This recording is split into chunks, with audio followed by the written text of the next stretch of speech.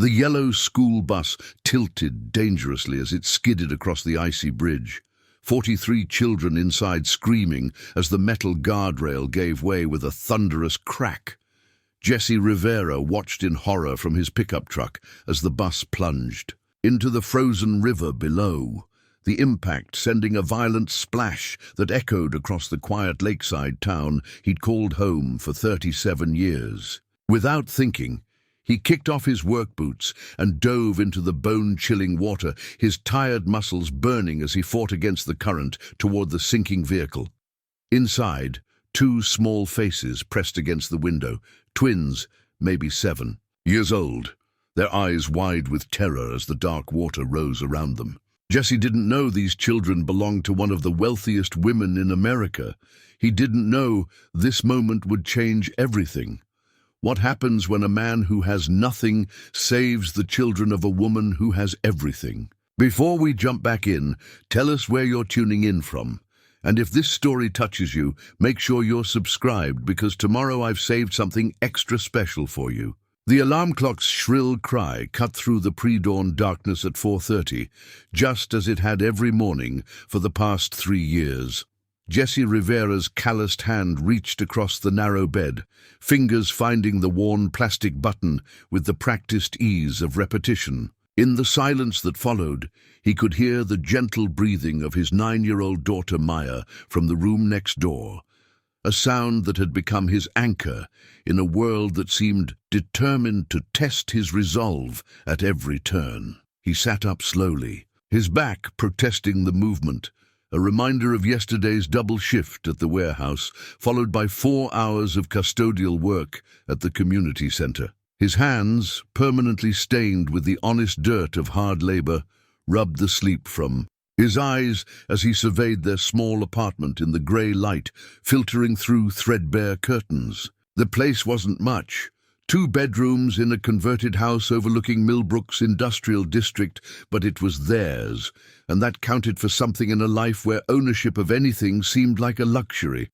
The kitchen was barely large, enough for one person, with cabinets that hung slightly askew and a refrigerator that hummed with the persistence of an old friend who refused to give up. Jesse moved through his morning routine with quiet efficiency, measuring coffee with the careful precision of someone who understood that every grain mattered when the next paycheck was still 5 days away.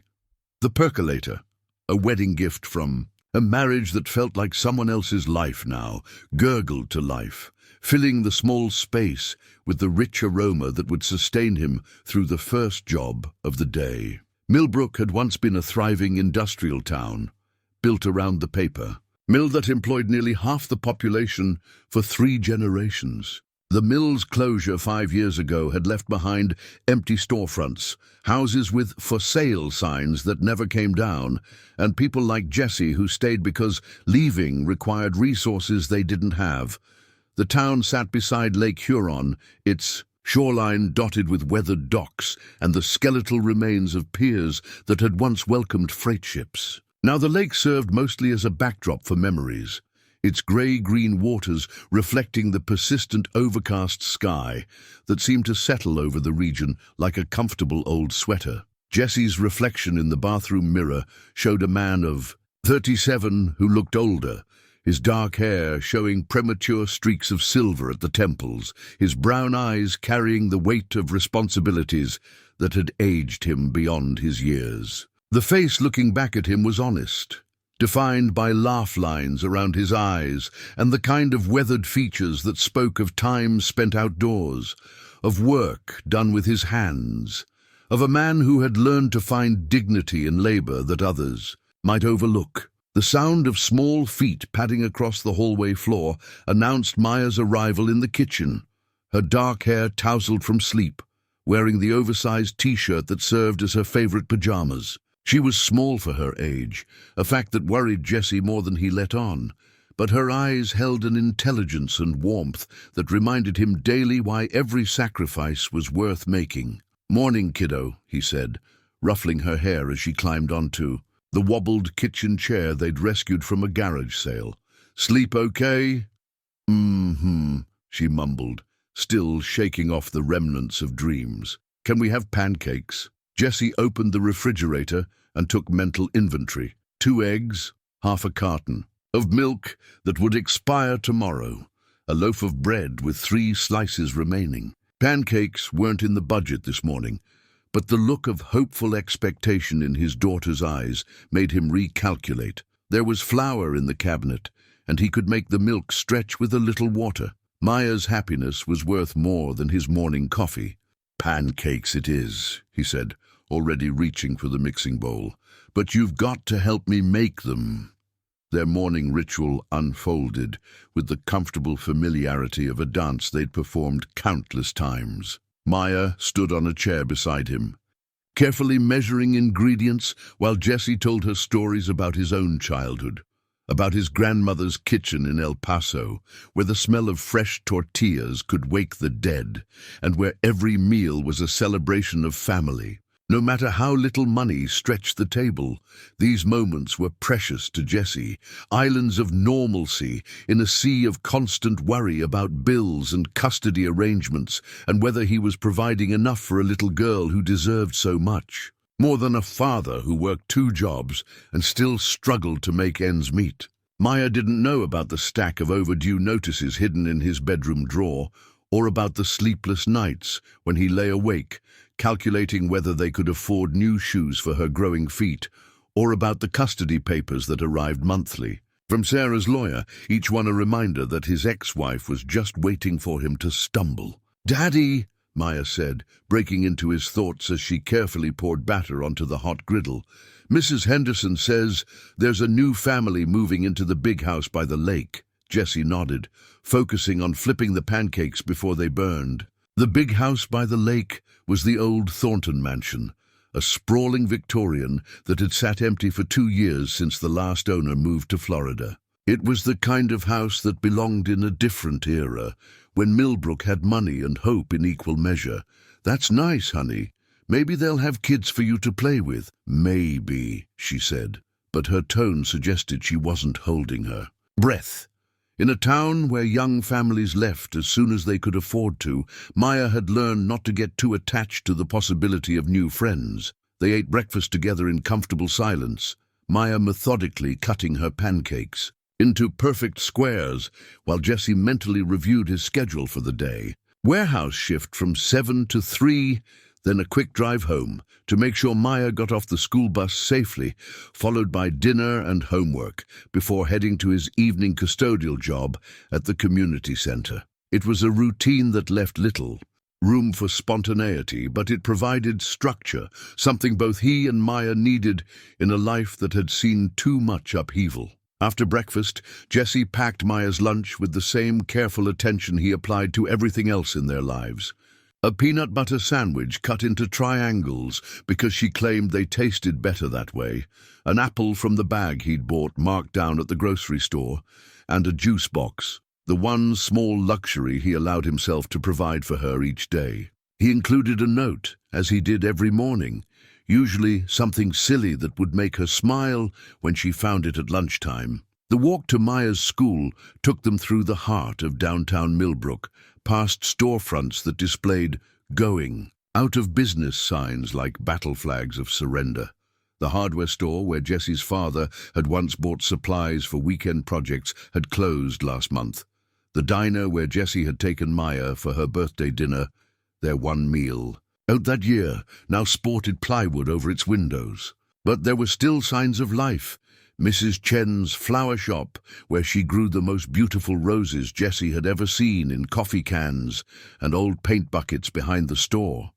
The library where Maya spent her afternoons when Jessie worked late, reading everything she could get her hands on under the watchful eye of Miss Patterson, the librarian who had been there since Jessie was Maya's age. At the school entrance, Jessie knelt down to Maya's level, straightening her jacket and checking to make sure her backpack was properly zipped. This was their moment. 30 seconds of connection before the day pulled them in different directions. "Have a good day, kiddo. Learn something amazing. I always do," she said, standing on her tiptoes to kiss his cheek. "Love you, Daddy." "Love you too, Maya." more than all the stars in the sky. She rolled her eyes at the familiar phrase, but he could see her smile as she ran toward the building where Mrs. Rodriguez, her third-grade teacher, stood greeting students with the kind of warmth that reminded Jesse why he'd chosen to stay in. Millbrook, despite all its economic challenges, the drive to the warehouse took Jesse through the industrial section of town, past the shuttered paper mill that stood like a monument to better times. He'd worked there himself for 6 months after high school, before life took him down paths he'd never intended to travel. The mill's empty parking lot was now overgrown with weeds, but Jesse could still remember the sounds that had once filled. The space, the rumble of machinery, the shouts of workers, the whistle that had marked the beginning and end of shifts for thousands of people over the decades. His pickup truck, a 15-year-old Ford with more rust than paint, climbed the hill toward Morrison Industrial Park, where he'd worked for the past 2 years. The warehouse job wasn't glamorous, moving inventory, loading trucks, doing whatever needed to be done, but it was honest work that paid enough to keep them afloat, barely. His supervisor, Pete Morrison, was a fair man who understood that Jesse's situation required flexibility for school events and doctor's appointments, and who'd never once made Jesse feel like his personal circumstances were a burden on the operation. As Jesse pulled into the employee parking lot, he caught sight of his reflection in the rearview mirror again. The man looking back at him had learned to find dignity in struggle, had discovered that being a good father had nothing to do with the size of his bank account and everything to do with the size of his heart. He'd made mistakes. God knew he'd made mistakes. But every decision he'd made for the past 3 years had been guided by one simple principle. Maya deserved better than the chaos that had defined the first years of her life. And he would do whatever it took to give her the stability and love she needed to thrive. The morning sun was beginning to burn through the persistent cloud cover as Jesse walked toward the warehouse entrance, his work boots crunching on gravel that sparkled with the previous night's frost. In a few hours, Maya would be sitting in her classroom, raising her hand to answer questions, and dreaming of a future that stretched beyond the boundaries of their small town. Tonight, he would help her with homework at their kitchen table, listening to her read aloud from whatever book had captured her imagination that week. It was a simple life, built on small moments and sustained by a love that required no explanation or justification. Jesse Rivera might not have had much in terms of material possessions, but he had learned to measure wealth in the sound of his daughter's laughter, in the trust she placed in him each morning when she ran towards school without looking back, in the knowledge that he was exactly where he needed to be, doing exactly what he was meant to do. He couldn't have known that within hours. A moment of instinctive courage would set in motion events that would challenge everything he thought he knew about his place in the world, about what he deserved, and about the kind of life that might be possible for a single father whose greatest treasure was a 9-year-old girl who believed her daddy could do anything. The call came at 2:47 in the afternoon, just as Jesse was finishing his shift at the warehouse.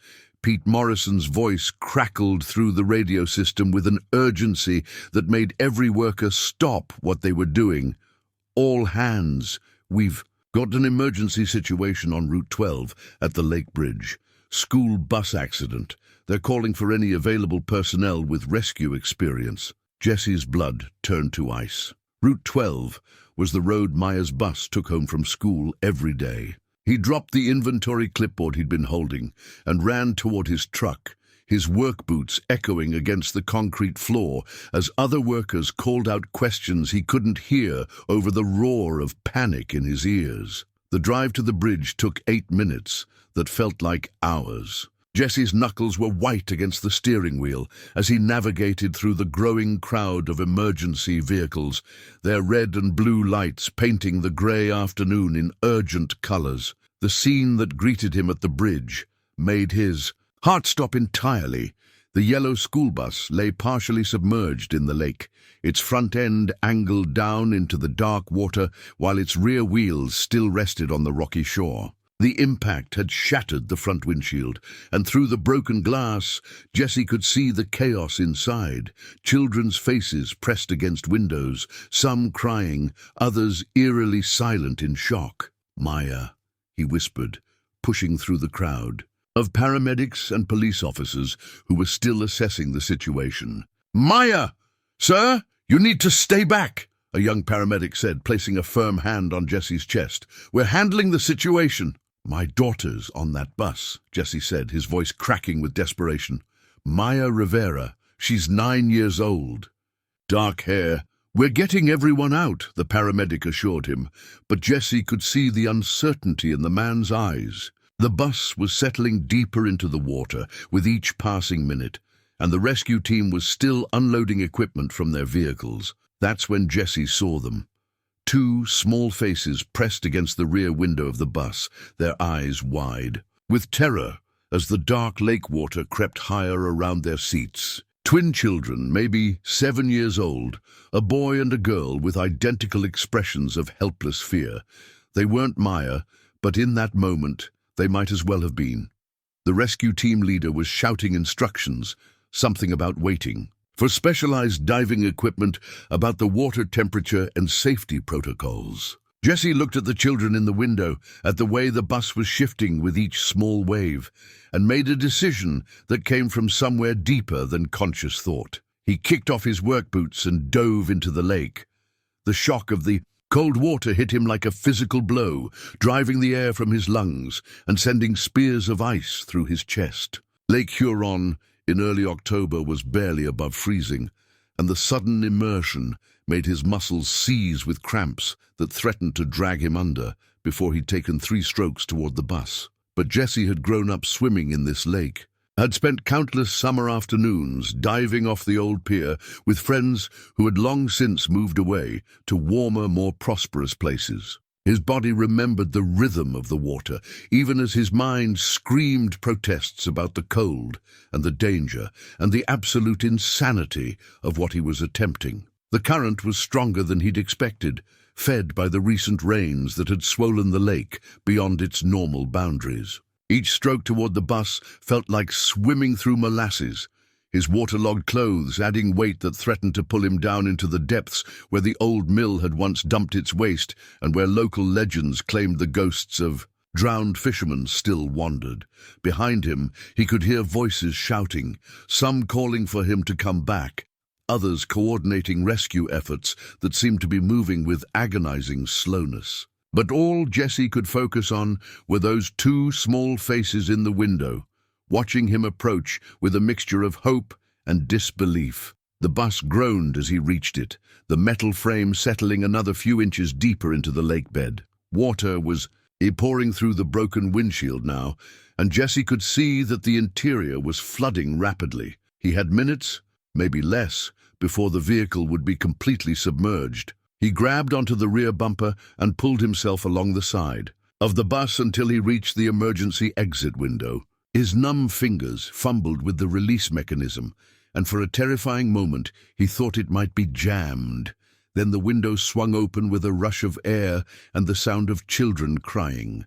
The twins were there, clinging to each other in a seat that was already ankle-deep in murky water. The little girl's lips were blue with cold, and the boy's teeth were chattering so violently Jessie could hear them from outside the bus. "It's okay," he said, his voice barely audible over the sound of rushing water and distant sirens. "I'm going to get you out of here." He reached through the window and lifted the girl first, her small body surprisingly light as he pulled her through the opening. She clung to him with desperate strength, her fingernails digging into his shoulders as he positioned her on his back. "Hold on tight," he told her. "Don't let go, no matter what." The boy came next, his eyes wide with a terror that reminded Jessie of Maya during thunderstorms, when she would crawl into his bed and bury her face against his chest until the scary sounds passed.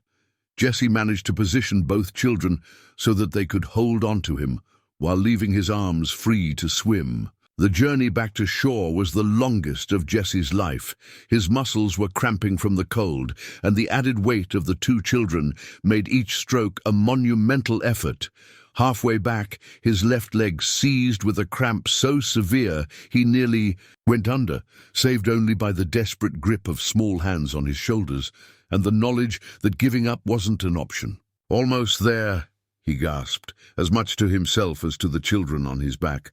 "Almost there." The rescue team was waiting at the shoreline, paramedics wading into the shallow water to meet them. Jesse felt hands grabbing him, pulling him and the children towards safety, wrapping them in blankets that felt like the most luxurious things he'd ever experienced. "Maya," he said, as someone wrapped him in a thermal blanket. "Where's Maya? Is she safe?" "She's fine," a familiar voice said. Jesse looked up to see Miss Patterson, the librarian, her face etched with concern, but her eyes reassuring. "She wasn't on the bus today, remember? Early dismissal for parent-teacher conferences. She's at the library with me." The relief that washed over Jesse was so powerful, it nearly brought him to his knees.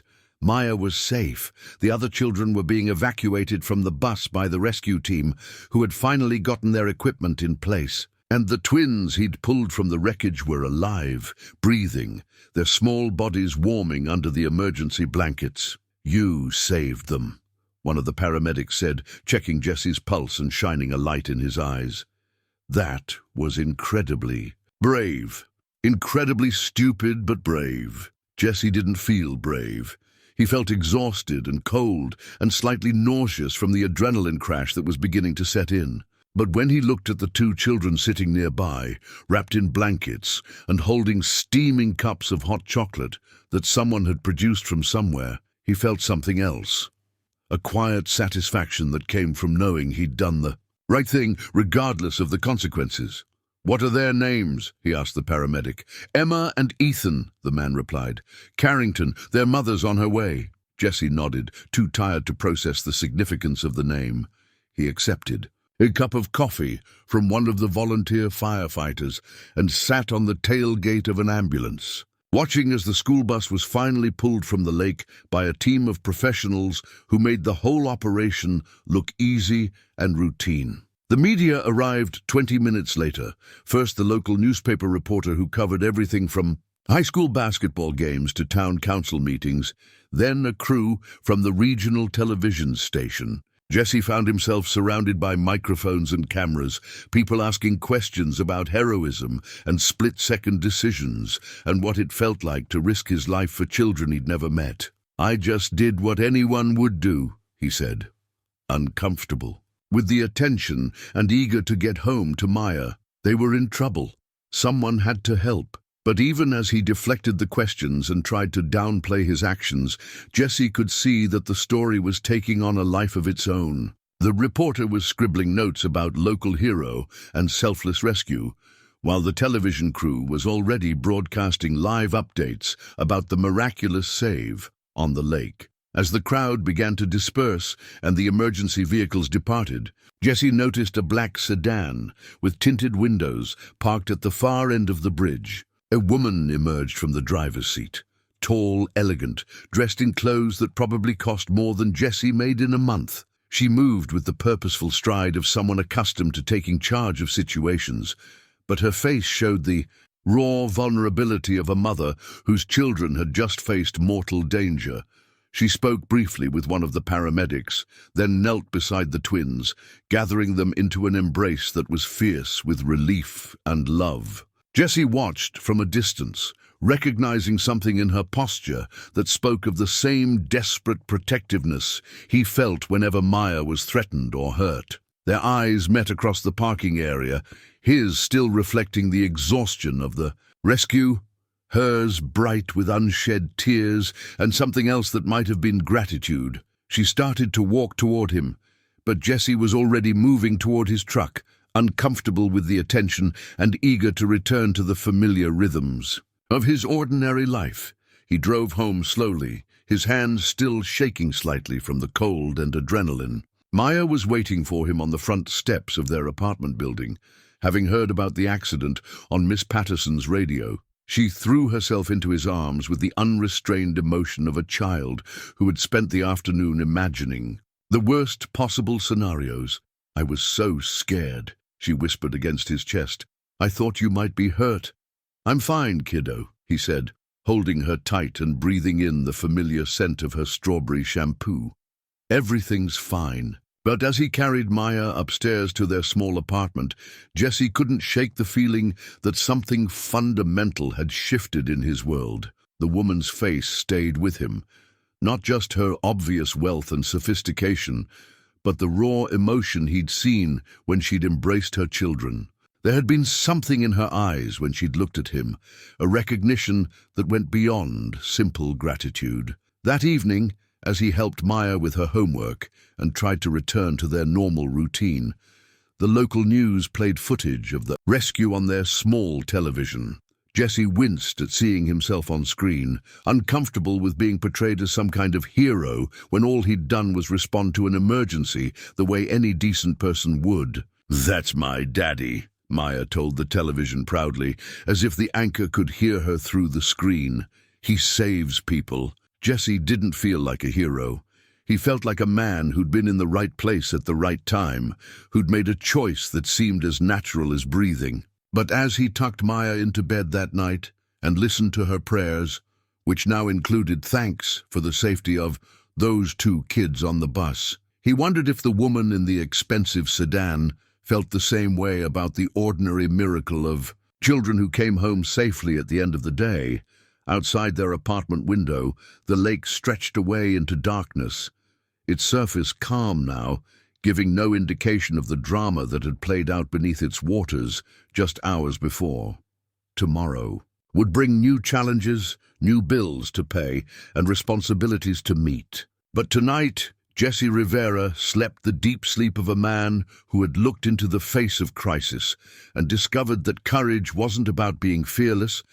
It was about being afraid and acting anyway, because some things mattered more than safety, more than comfort, more than the voice in your head that whispered about all the reasons why you should let someone else take the risk. Evelyn Carrington hadn't slept more than 20 minutes at a stretch since the accident 3 days ago.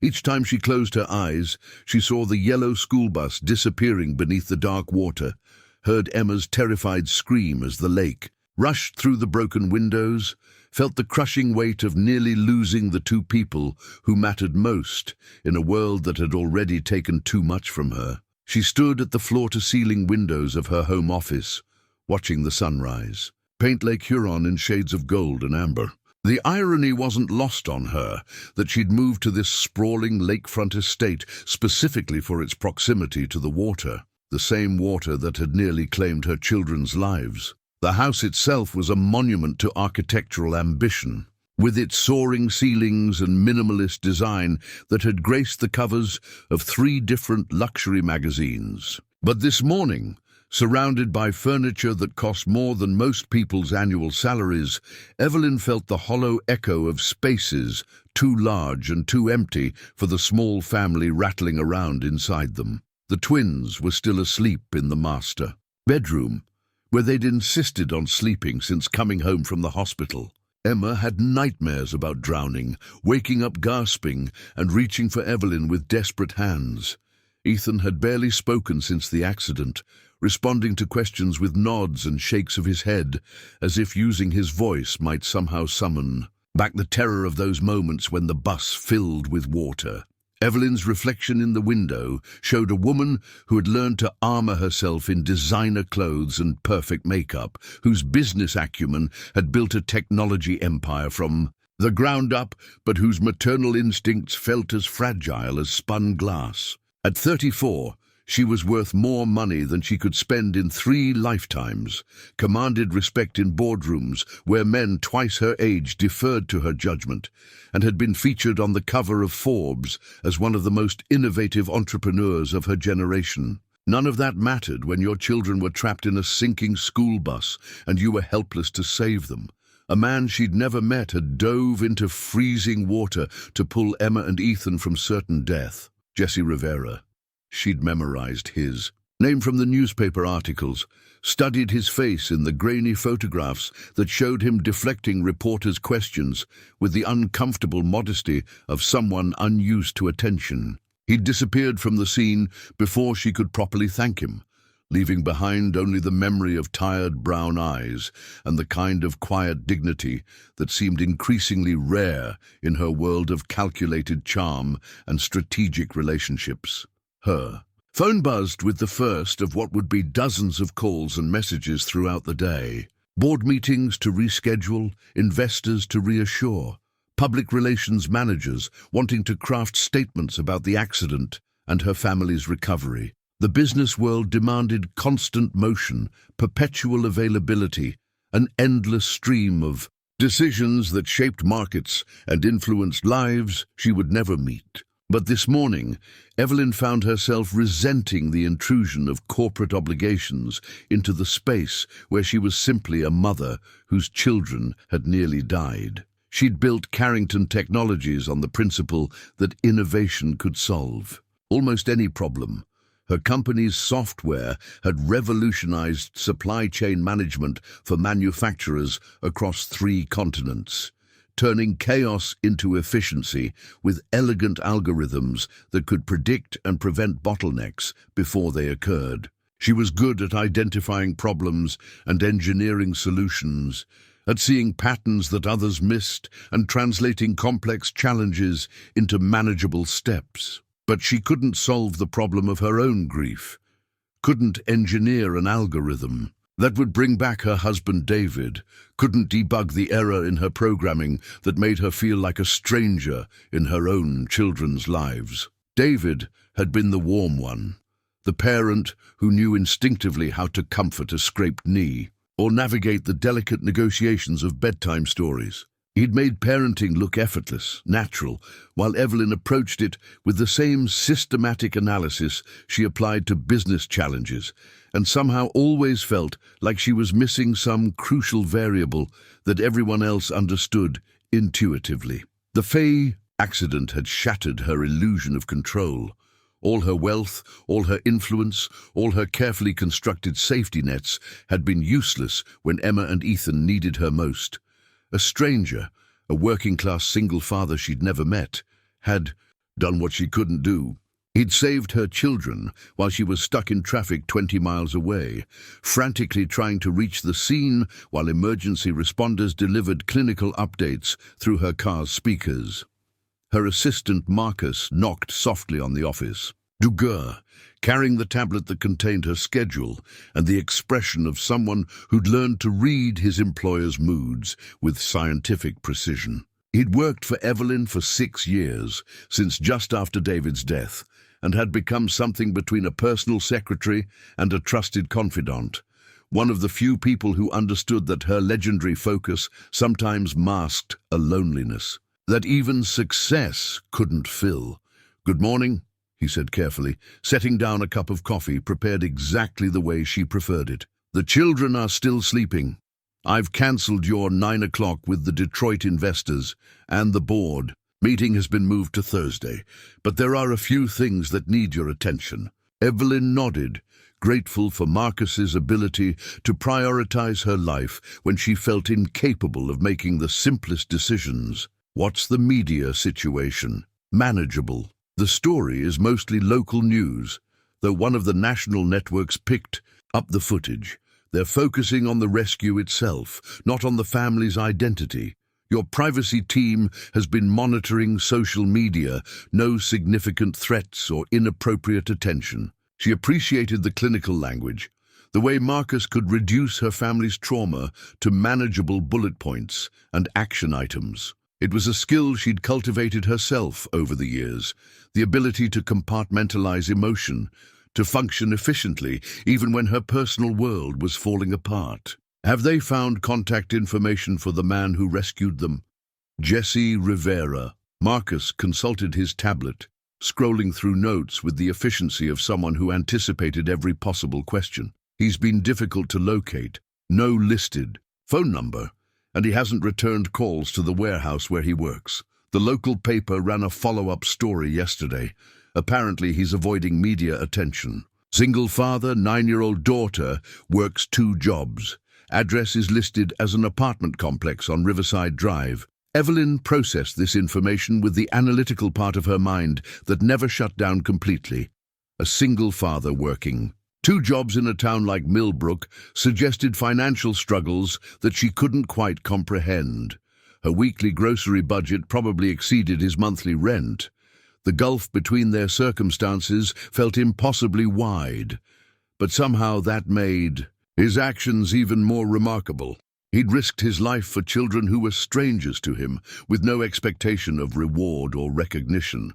"I want to thank him properly," she said. "Not a public thing, something private. Find out what he needs. College fund for his daughter. Mortgage assistance, whatever would make a real difference." Marcus made notes on his tablet, but his expression suggested gentle skepticism. He declined to speak with reporters, and the warehouse supervisor said he was uncomfortable with the attention. He might not welcome contact from you either. Evelyn understood the impulse to avoid unwanted attention, but this felt different. She owed this man a debt that couldn't be repaid with silence and distance. Emma and Ethan were alive because Jesse. Rivera had made a split-second decision to dive into freezing water rather than wait for professional rescuers who might have arrived too late. The sound of small feet in the hallway interrupted her thoughts. Emma appeared in the doorway, still wearing the oversized pajamas she'd insisted on since coming home from the hospital. Her hair tangled from sleep and her eyes holding the slightly unfocused look of someone who'd had another difficult night. "Mommy, I had the dream again," she said, her voice small and uncertain. Evelyn knelt down and opened her arms, gathering her daughter into an embrace that felt both natural and awkward. She'd never mastered the effortless physical comfort that David had provided, the way he could make everything better with a hug and a few gentle words. But Emma clung to her anyway, small fingers digging into the silk of her robe, as if physical contact could anchor her against the lingering terror of drowning dreams. "It was just a dream, sweetheart. You're safe now. The man in the water," Emma said against her shoulder, "the one who saved us. Can we see him again?" Evelyn felt something shift in her chest, a recognition that her daughter's need to understand what had happened might mirror her own. "Would you like that?" Emma nodded, then pulled back to look at her mother with serious 7-year-old eyes. "I want to say thank you, and I want to make sure he's real. In my dreams, sometimes he disappears before he can save us." The simple honesty of the statement hit Evelyn with unexpected force. Her daughter needed the same thing she did, not just gratitude, but confirmation that goodness existed in the world, that strangers could choose courage over safety, that some people acted from motives that had nothing to do with personal gain. "We'll find him," Evelyn promised, surprised by the certainty in her own voice. "We'll find him and say thank you properly." As she held Emma and watched Ethan shuffle into the office wearing his own oversized pajamas, Evelyn made a decision that had nothing to do with board meetings or strategic planning or the efficient management of corporate crisis. She was going to find Jesse Rivera, not as the CEO of a major corporation or as someone with the resources to solve problems through financial leverage, but as a mother whose children had been saved by a stranger's courage. The wedding ring that hung on a delicate chain around her neck, David's ring, which she'd worn close to her heart for the 3 years since his death, felt heavier this morning. She'd kept it as a talisman against moving forward, against the possibility of opening her heart to new people and new pain. But looking at her children, seeing their need to understand the kindness that had saved them, Evelyn realized that some walls built to protect against hurt also kept out the possibility of healing. Outside the window, Lake Huron stretched toward the horizon, its surface calm and deceptively peaceful. Somewhere across town, Jesse Rivera was probably getting ready for another day of double shifts and single parenting, unaware that a woman whose life existed in a completely different sphere was thinking about him, planning to find him, hoping to bridge the distance between their worlds with something as simple and complicated as gratitude.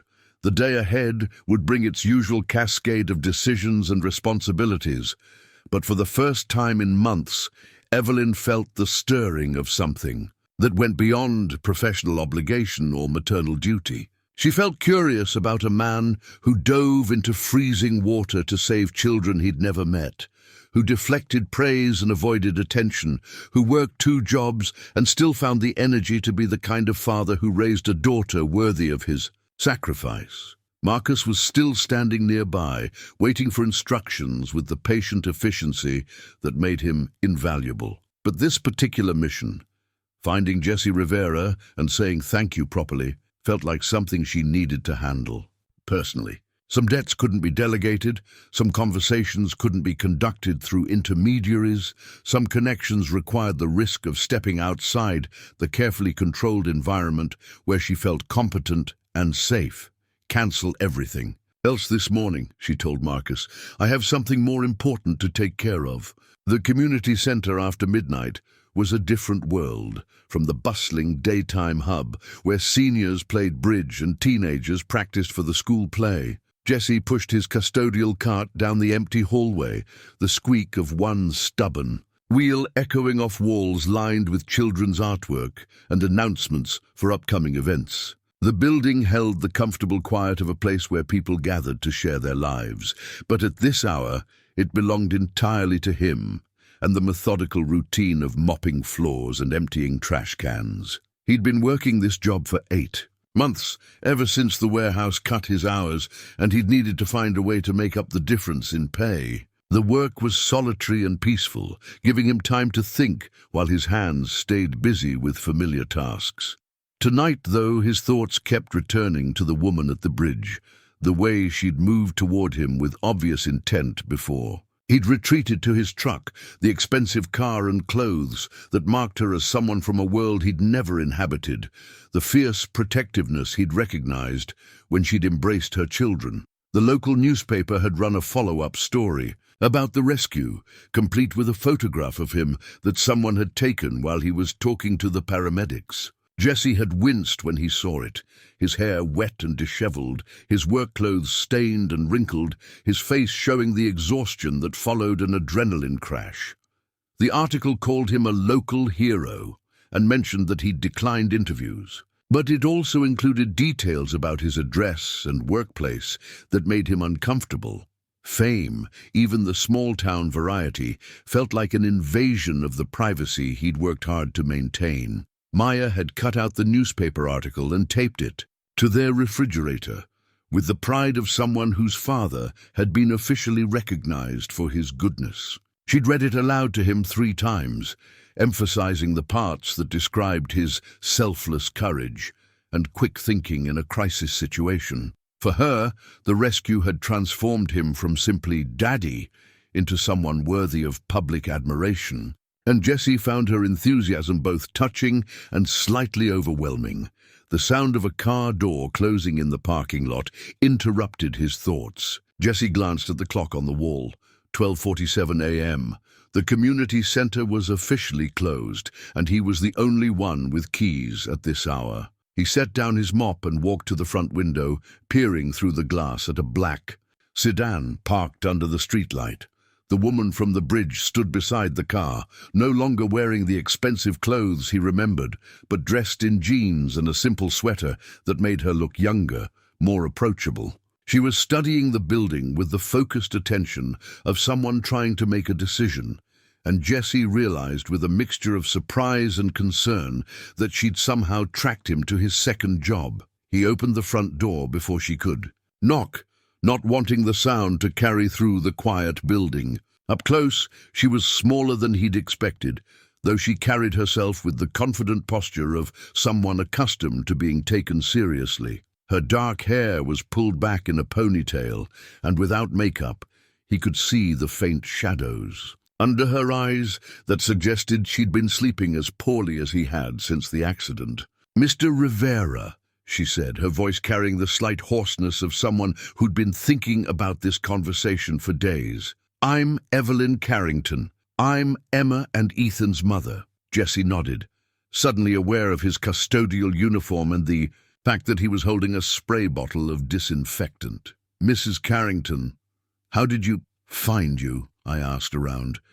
People in small towns tend to know each other's business. She paused, seeming to gather her thoughts. "I wanted to thank you, properly, for what you did, for saving my children." The formal tone of her words contrasted with the uncertainty in her posture, as if she was operating outside her usual comfort zone. Jessie stepped back and gestured for her to come inside, away from the cold night air and the possibility of neighbors. Wondering why a wealthy woman was visiting the community center after midnight. "You didn't need to track me down," he said, leading her into the main lobby where children's drawings of autumn leaves decorated a bulletin board. "I was just glad I could help." "Just glad you could help," she repeated, as if testing the words. For some hidden meaning. "You dove into freezing water to save 2 children you'd never met, and you were just glad you could help." Jessie shrugged, uncomfortable with the intensity of her attention. "Anyone would have done the same thing." "No," Evelyn said with quiet certainty. "They wouldn't have. I was stuck in traffic 20 miles away while my children were drowning. Professional rescuers were unloading equipment while you were already in the water. Most people would have stood on the shore and watched someone else take the risk." The conviction in her voice made Jessie look at her more closely. She wasn't just making polite conversation or fulfilling a social obligation. This was someone grappling with something deeper than gratitude, guilt, maybe, or a fundamental reassessment of what she thought she knew about human nature. "Your kids," he said, changing the subject away from his own actions. "How are they doing?" Something in Evelyn's expression softened, and for the first time since she'd arrived, she looked less like a corporate executive conducting a business meeting and more like a worried mother. "Emma has nightmares. Ethan won't talk about what happened. They've been sleeping in my room since we got home from the hospital." Jessie understood that particular kind of parental helplessness. The way trauma could reach your children in places you couldn't follow, couldn't protect, couldn't heal with band-aids and bedtime stories. Maya went through something similar when her mother and I divorced. Sometimes kids need time to trust that the scary thing is really over. Maya's your daughter, 9 years old. She wasn't on the bus that day. Early dismissal for parent-teacher conferences. But she heard about the accident on the radio and spent the afternoon imagining the worst. Jessie paused, realizing he was sharing more personal information than he usually offered to strangers. Kids have big imaginations. Sometimes that works against them. Evelyn nodded, and Jessie caught a glimpse of the vulnerability she usually kept hidden behind professional competence. "I don't think I'm very good at this. Parenting, I mean. My husband was the one who knew how to comfort them when they were scared. I feel like I'm trying to speak a language I never quite learned." The admission surprised Jessie with its honesty. In his experience, wealthy people rarely acknowledged areas where money couldn't solve their problems. "You learn as you go. That's all any of us can do." "I wanted to offer you something," Evelyn said, returning to what was clearly her prepared agenda. "A reward, or college tuition for Maya, or—" "No," Jessie interrupted, more sharply than he'd intended. "Thank you, but no. Mr. Rivera, you saved my children's lives. Let me do something to thank you properly. You just did. You came here and said thank you. That's enough." Evelyn studied his face as if trying to decode a language she didn't understand. "I don't think you realize what this means to me. Emma and Ethan are everything I have left. When their father died 3 years ago, they became my entire world. Without them—" She stopped abruptly, as if she'd revealed more than she'd intended. Jessie saw something in her expression that he recognized, the desperate love of a single parent who knew that their children were both their greatest joy and their most terrifying vulnerability. "I didn't do it for a reward," he said gently. "I did it because they needed help." "That's exactly why I want to help you," Evelyn said. "Because you're the kind of person who helps without expecting anything in return." Jessie felt trapped between her gratitude and his own discomfort with accepting charity, even from someone who could clearly afford it. "Mrs. Carrington, I appreciate the offer, but I've got everything under control. Maya and I are doing fine." It wasn't entirely true. The stack of bills on his kitchen table and the empty spaces in their refrigerator told a different story. but accepting money from her felt like admitting defeat, like acknowledging that his best efforts weren't good enough to provide for his daughter. "Would you at least let the children meet Maya?" Evelyn asked, changing tactics. "Emma specifically asked about you. She wants to make sure you're real, that you're okay. I think it might help with the nightmares." Jessie considered this request, which felt less like charity and more like a simple human connection. "She wants to make sure I'm real?" In her dreams, sometimes you disappear before you can save them. She needs to see that you're a real person, not just someone her imagination created. The image of a 7-year-old girl having nightmares about drowning, about rescue that came too late, touched something in Jesse, that parental instinct he couldn't ignore. "I guess that would be okay. Maybe they could meet Maya too. She's been worried about the kids from the bus." Evelyn's smile was the first genuinely warm expression he'd seen from her, transforming her face from corporate professionalism to something softer and more accessible. "Thank you. That would mean a lot to them, and to me." As she prepared to leave, Jesse found himself studying her more carefully. Without the expensive clothes and perfect makeup, she looked younger, more uncertain, more human. The woman who stood in the community center lobby at 1 o'clock in the morning bore little resemblance to the powerful executive he'd imagined when he learned who her children were. "Mrs. Carrington," he said as she reached the door, "can I ask you something?" She turned back, eyebrows raised in question. "Why did you come here yourself at this hour? You could have sent someone else, or called during normal business hours." Evelyn was quiet for a moment, as if considering how much truth to share with this stranger who had saved her children. "Because some things are too important to delegate, and because I needed to see for myself what kind of man risks his life for children who aren't his own." "And what kind of man is that?" "The kind my children need to know exists in the world," she said simply. "The kind I need to believe in again." After she left, Jesse finished his custodial duties with his mind elsewhere, thinking about the unexpected vulnerability he'd glimpsed beneath Evelyn Carrington's composed exterior. She was clearly wealthy and successful, living in a world he could barely imagine. But she was also a single parent, struggling with trauma and uncertainty, trying to help her children heal from something that had shaken her own faith in safety and predictability.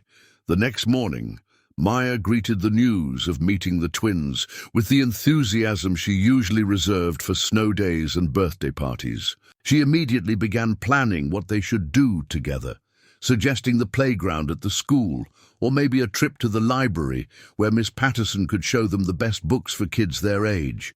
"They're probably still scared," Maya said, with the wisdom of someone who had survived her own share of frightening experiences. "When I was scared about the divorce, you always told me that talking about it with someone who cared made it better."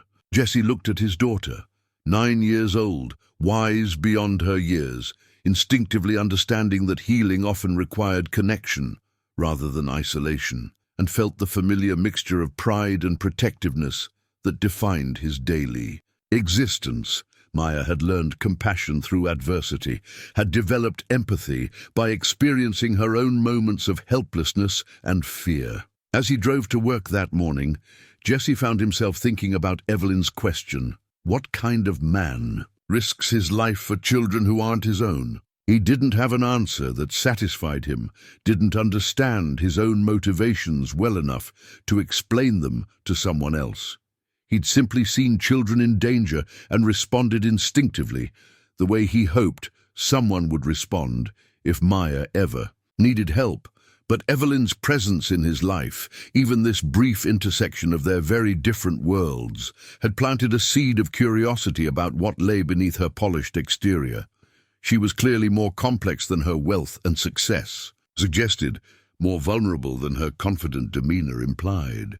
And despite the vast differences in their circumstances, they shared the fundamental experience of single parenthood, of carrying sole responsibility for another person's happiness and safety. The afternoon meeting was scheduled for Saturday at The playground behind Maya's school, neutral territory where children could be children, and adults could navigate the delicate process of building trust across economic and social boundaries that usually kept their worlds separate. Jesse found himself looking forward to it with an anticipation that surprised him, not just because Maya was excited, but because he was genuinely curious about the woman who had tracked him down at midnight to say thank you for doing what any decent person would have done. The playground behind Millbrook Elementary School had seen better days.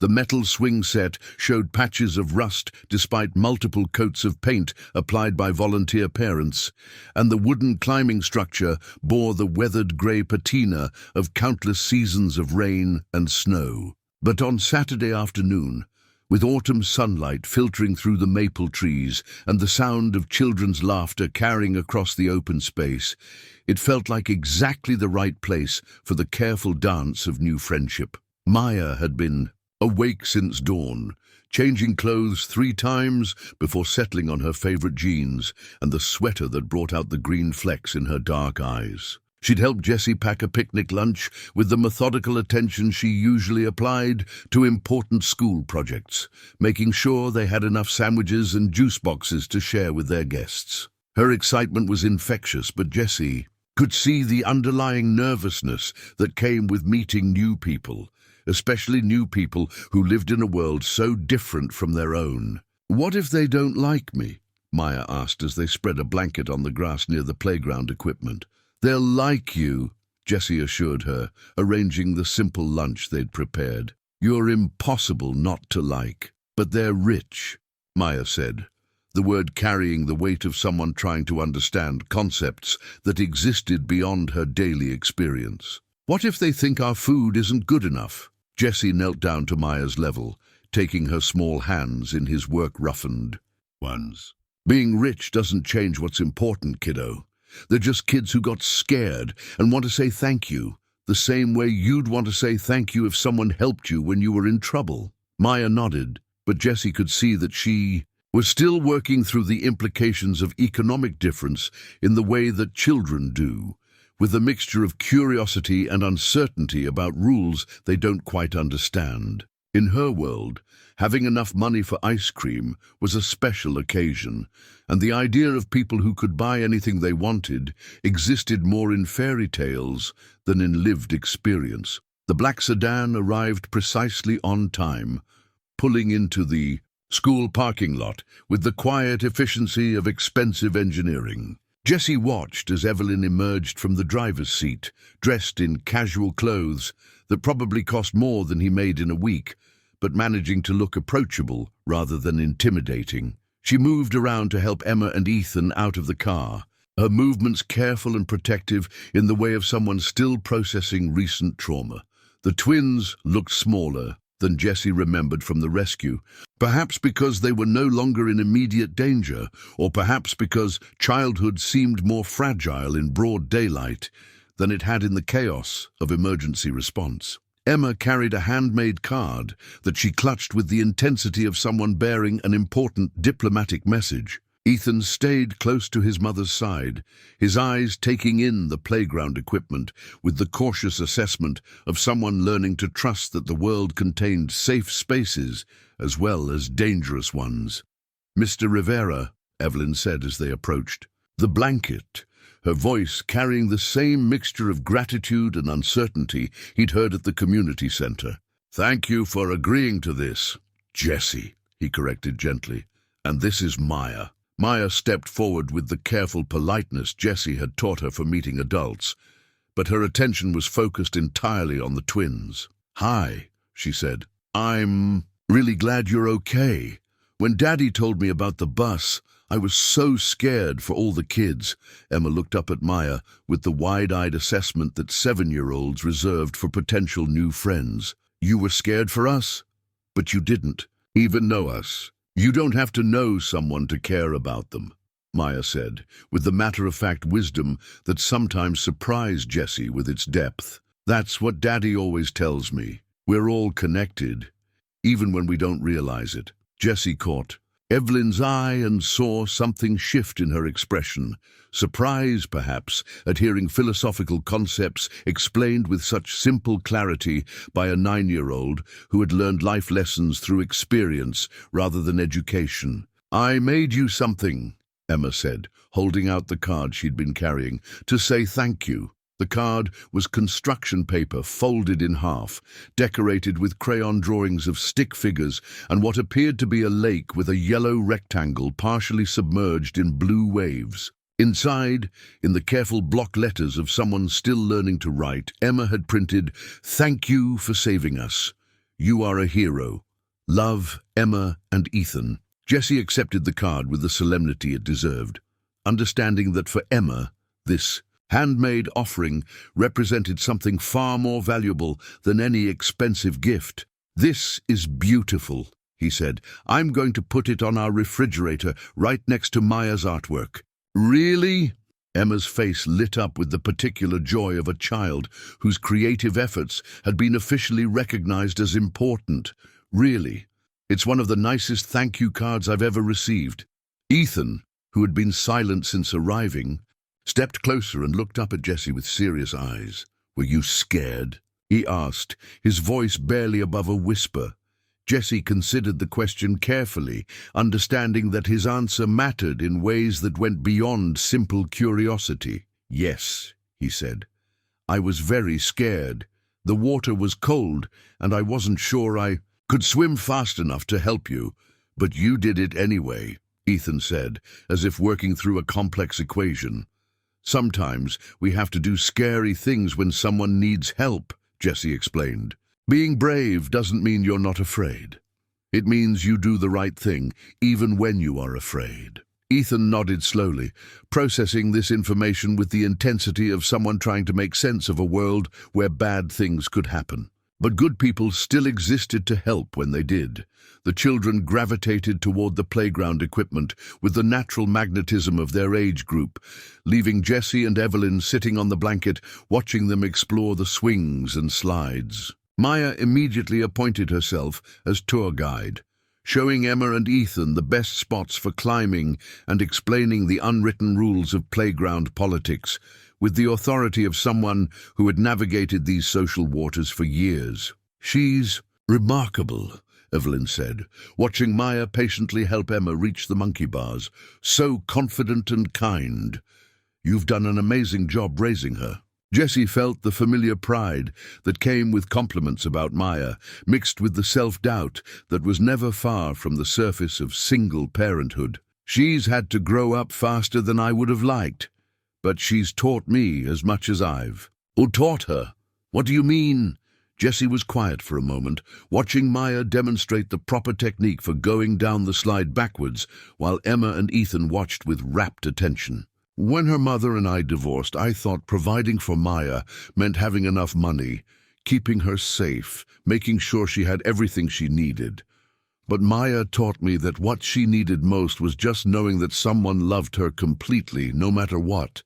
Everything else was secondary." Evelyn followed his gaze to where the children were now engaged in an elaborate game that seemed to involve rescuing stuffed animals from imaginary disasters. "I'm still learning that lesson," she said quietly. "I've been so focused on providing everything Emma and Ethan could possibly want that I forgot to pay attention to what they actually needed." Which was what? Their mother's attention. My presence instead of my presence. Evelyn's voice carried the weight of recognition that came with honest self-assessment. "When David died, I threw myself into work because it was easier than facing the grief. I told myself I was building their future, securing their inheritance, but really I was just avoiding the pain of being present with my own loss." Jessie understood the impulse to escape into work, to find refuge in tasks that provided clear objectives and measurable outcomes, but he'd learned that grief demanded its own timeline, that healing required presence rather than productivity. "Emma and Ethan seem like great kids," he said. "You must be doing something right." "They are great kids, but that's despite my parenting, not because of it. Watching you with Maya, seeing how naturally you connect with her, it makes me realize how much I've been missing." The conversation was interrupted by Maya's voice calling from the top of the climbing structure. "Look, we're all the way up here. This is the best spot to see everything." The three children had reached the highest platform of the playground. Equipment, their faces flushed with the excitement of shared adventure. Emma and Ethan were laughing, the first genuine laughter Jessie had heard from them since the accident, while Maya pointed out landmarks visible from their elevated position. "It's working," Evelyn said, and Jessie could hear the relief in her voice. "They're starting to act like children again instead of trauma survivors." "Kids are resilient," Jessie said. "Give them a safe space and other kids to play with, and they remember how to be happy." Is that what helped Maya after the divorce? Jessie thought about the difficult months when Maya had struggled to understand why her family had broken apart, when she'd blamed herself for her parents' problems and asked questions he didn't know how to answer. Partly, but mostly it was time, and making sure she knew that her mother and I divorcing had nothing to do with her. Kids need to know that the adults in their lives will be honest with them, even when the truth is complicated. How do you explain tragedy to a 7-year-old? How do you help them understand that sometimes terrible things happen for no reason at all? Jessie recognized the question behind the question, not just about explaining bus accidents, but about explaining death, loss, the fundamental uncertainty that made parenting feel like an ongoing negotiation with forces beyond anyone's control. "You don't try to make sense of it," he said. "You just make sure they know they're safe now, that you're going to take care of them, that bad things happening doesn't mean good things can't happen too." "Like meeting Maya?" Jessie smiled, watching his daughter help Ethan navigate the rope ladder with patient encouragement. "Like meeting Maya, and like having a mother who loves them enough to drive across town to say thank you to a stranger. I wanted them to see that there are good people in the world," Evelyn said. "After everything they've been through, I needed them to know that kindness exists, that people will help when you need it most." "And what about you?" Jessie asked. "Did you need to know that too?"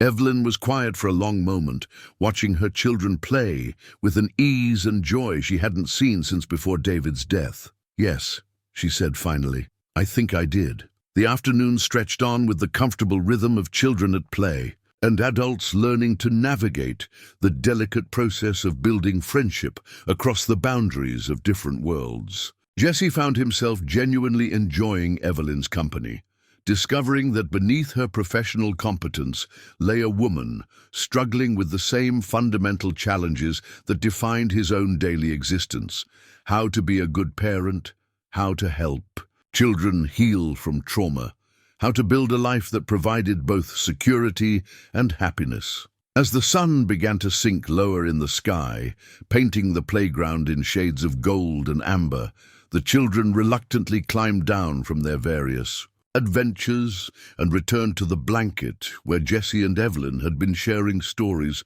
about their different experiences of single parenthood. "Do we have to go?" Emma asked. Her earlier shyness completely evaporated in the face of new friendship. "Can Maya come to our house sometime?" Ethan added, the first time he'd spoken directly to his mother since arriving at the playground. Evelyn looked at Jessie with a question in her eyes, and he realized that the afternoon had accomplished something more than simple gratitude. It had opened the possibility of ongoing connection, of relationships that might grow beyond the circumstances of their first meeting. "If that's okay with Maya's dad," Evelyn said carefully. "Can I, Daddy?" Maya asked, her face bright with the excitement of potential new adventures. "Their house is really big, and Emma says they have a library with more books than Miss Patterson."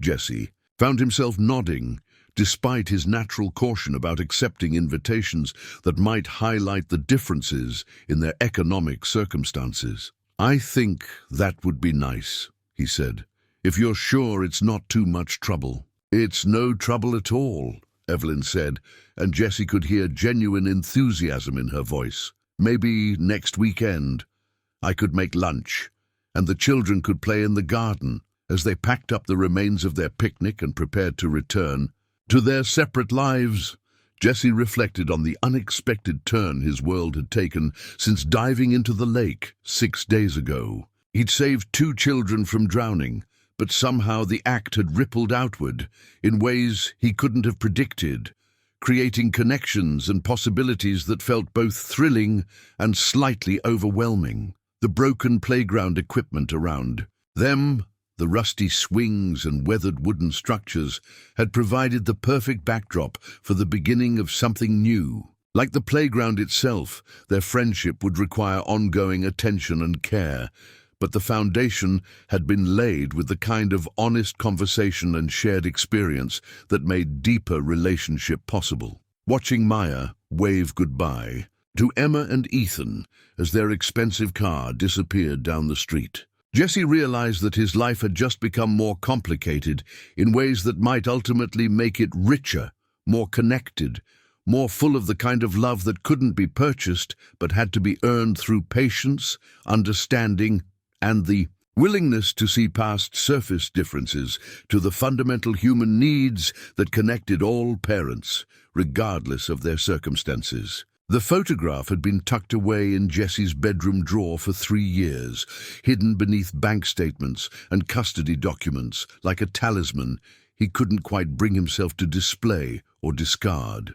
It showed a younger version of himself, standing beside Sarah on their wedding day, both of them grinning with the confident joy of people who believed love could conquer any obstacle. Baby Maya sat between them in a white christening dress, her chubby hands reaching toward the camera, with the fearless curiosity that had defined her personality from birth. Jesse held the photo carefully, remembering the afternoon it was taken, in Sarah's parents' backyard, when their biggest worry had been whether the caterer would have enough food and whether Maya would sleep through the ceremony. It felt like looking at strangers, people who shared his face and his name, but who had lived in a world where addiction was something that happened to other families, where marriage was a partnership built to last, where the future stretched ahead with predictable security. He'd been sober for 3 years now, longer than he'd managed during any of his previous attempts at recovery. The daily meetings, the sponsor who called every morning at 7, the constant vigilance required to avoid the triggers that had derailed him before, all of it had become as natural as breathing, but the shame lingered. The knowledge that his drinking had cost him his marriage, his home, and nearly his relationship with the daughter who meant everything to him. Maya knocked softly on his bedroom door, interrupting his thoughts. "Daddy, Mrs. Carrington is here."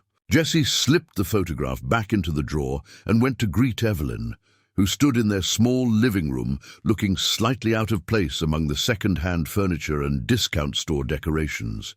She wore jeans and a simple sweater, but even her casual clothes carried the subtle markers of expensive taste, fabric that draped perfectly, colors that complemented her skin tone, shoes that were both practical and elegant. "I hope I'm not early," she said, holding a manila folder that suggested this visit had a purpose beyond social courtesy. "Not at all.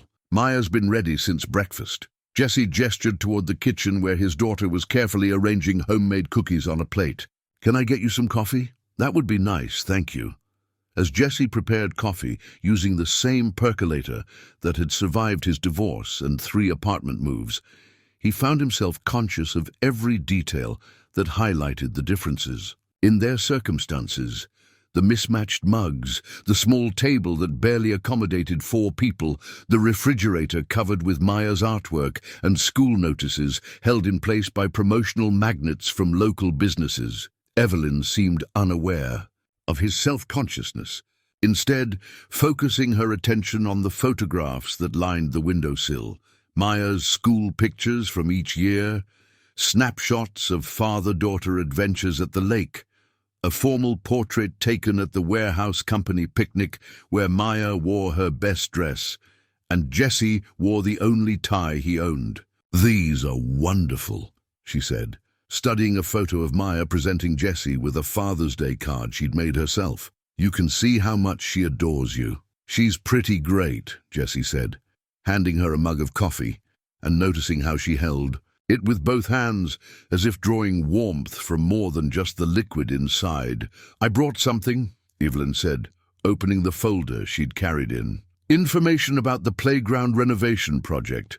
I've been thinking about our conversation, about Maya showing Emma and Ethan around the equipment." Jessie accepted the papers she offered, scanning architectural drawings and budget estimates that made his head spin with their complexity and scope. The proposed renovation would transform the aging playground into something that belonged in an upscale suburb, new equipment, safer surfaces, accessibility features that would accommodate children with disabilities. "This is incredible," he said, though his tone carried uncertainty rather than enthusiasm. "But the cost would be covered by a grant from my foundation," Evelyn said quickly. "We fund community improvement projects across the region. This would be exactly the kind of investment we're designed to support." Jessie studied the drawings more carefully, noting details that spoke of thoughtful planning and generous budgets. The new playground would serve hundreds of children over the coming decades, providing safe recreational space in a community where such amenities were increasingly rare. "Why?" he asked. "Because Maya was right when she said we're all connected. Because that playground is where Emma and Ethan started healing from their trauma. Because communities deserve beautiful spaces where children can play safely." The reasons she offered were logical and altruistic, but Jessie sensed something more personal driving her interest in the project. "And because you need to do something to thank me, even though I've told you it's not necessary." Evelyn's smile was rueful, acknowledging the accuracy of his assessment. Maybe partly that, but also because watching you with Maya made me realize how much I've missed with my own children. I want to create spaces where families can build the kind of memories you and Maya have together. Maya appeared in the doorway, carrying the plate of cookies with the careful attention of someone bearing precious cargo. "I made these myself," she announced proudly. "Daddy helped with the oven part, but I did all the mixing." "They look delicious," Evelyn said, accepting a cookie and taking a bite that earned Maya's immediate approval. "Did you use your grandmother's recipe? My abuela taught Daddy how to make them before she died," Maya said. "He says food tastes better when it's made with love and stories." Jessie felt the familiar warmth that came with watching Maya share pieces of their family history with someone who understood that even simple traditions carried profound meaning. His grandmother's cookie recipe was one of the few things he'd managed to preserve. Through the chaos of divorce and financial struggle, a tangible connection to the woman who had taught him that dignity could be found in the simplest acts of care and generosity. "Would you like to see the playground drawings?" Evelyn asked Maya, spreading the architectural plans across their small dining table. Maya studied the designs with the intense focus she usually reserved for particularly challenging homework assignments. "It's beautiful," she said finally. "But why does it say Rivera Memorial Playground at the bottom?" Jessie looked at the plans more carefully and felt his heart skip when he saw the name printed in elegant script across the bottom of the page. "Evelyn, you can't." "I can and I will," she said firmly. "Maya's right. It says Rivera Memorial Playground, in honor of Jessie Rivera, who reminded a community that heroism exists in everyday acts of courage." "But memorial makes it sound like someone died," Maya said, with the literal interpretation that characterized her age. "Not that kind of memorial," Evelyn explained gently. "This kind means in honor of someone who did something important, like how they name libraries after people who love books, or hospitals after doctors who helped lots of people get better." Maya looked at her father with the wide-eyed wonder of someone discovering that her everyday hero was recognized as extraordinary by the larger world. "They want to name a playground after you?" Jessie felt overwhelmed by the magnitude of the gesture. By the way, Evelyn had transformed a simple thank you into something permanent and public that would outlast his own lifetime. The playground would serve children who hadn't yet been born, carrying his name into a future he could barely imagine. "It's too much," he said quietly. It's exactly right, Evelyn countered. Emma and Ethan will grow up playing on equipment that honors the man who saved their lives. Other children will learn that ordinary people can do extraordinary things when circumstances require it. The conversation was interrupted by the arrival of Emma and Ethan, who had been waiting in the car. While Evelyn conducted her business inside, Maya immediately appointed herself as hostess, offering cookies and juice while providing a detailed tour of their small apartment with the pride of someone showing off a palace. Jessie watched the children interact with the easy familiarity that had developed over their previous meetings, noting how Emma had overcome her initial shyness and how Ethan had begun speaking more freely about his interests and opinions. The trauma of the bus accident was still present. He could see it in the way they stayed close to adults and how they checked frequently to make sure everyone was accounted for. But it was no longer the defining characteristic of their personalities. Maya, Evelyn said, as the children settled around the table with their snacks, would you like to help design some of the playground features? The architects said they could include suggestions from children who would actually use the equipment. Maya's face lit up with the particular excitement reserved for being asked to contribute to important adult projects. Really? I could help. Decide what goes where. Absolutely. You know better than anyone what makes a playground fun and safe. Jessie found himself moved by Evelyn's instinctive understanding of what would matter most to Maya, not just the honor of having the playground, named for her father, but the opportunity to contribute meaningfully to something that would benefit other children. It was the kind of thoughtful gesture that spoke to deeper principles about community involvement and civic responsibility. As the afternoon progressed, Jessie discovered that his initial discomfort with Evelyn's wealth was gradually being replaced by appreciation for how she chose to use her resources. The playground project wasn't about displaying generosity or buying gratitude.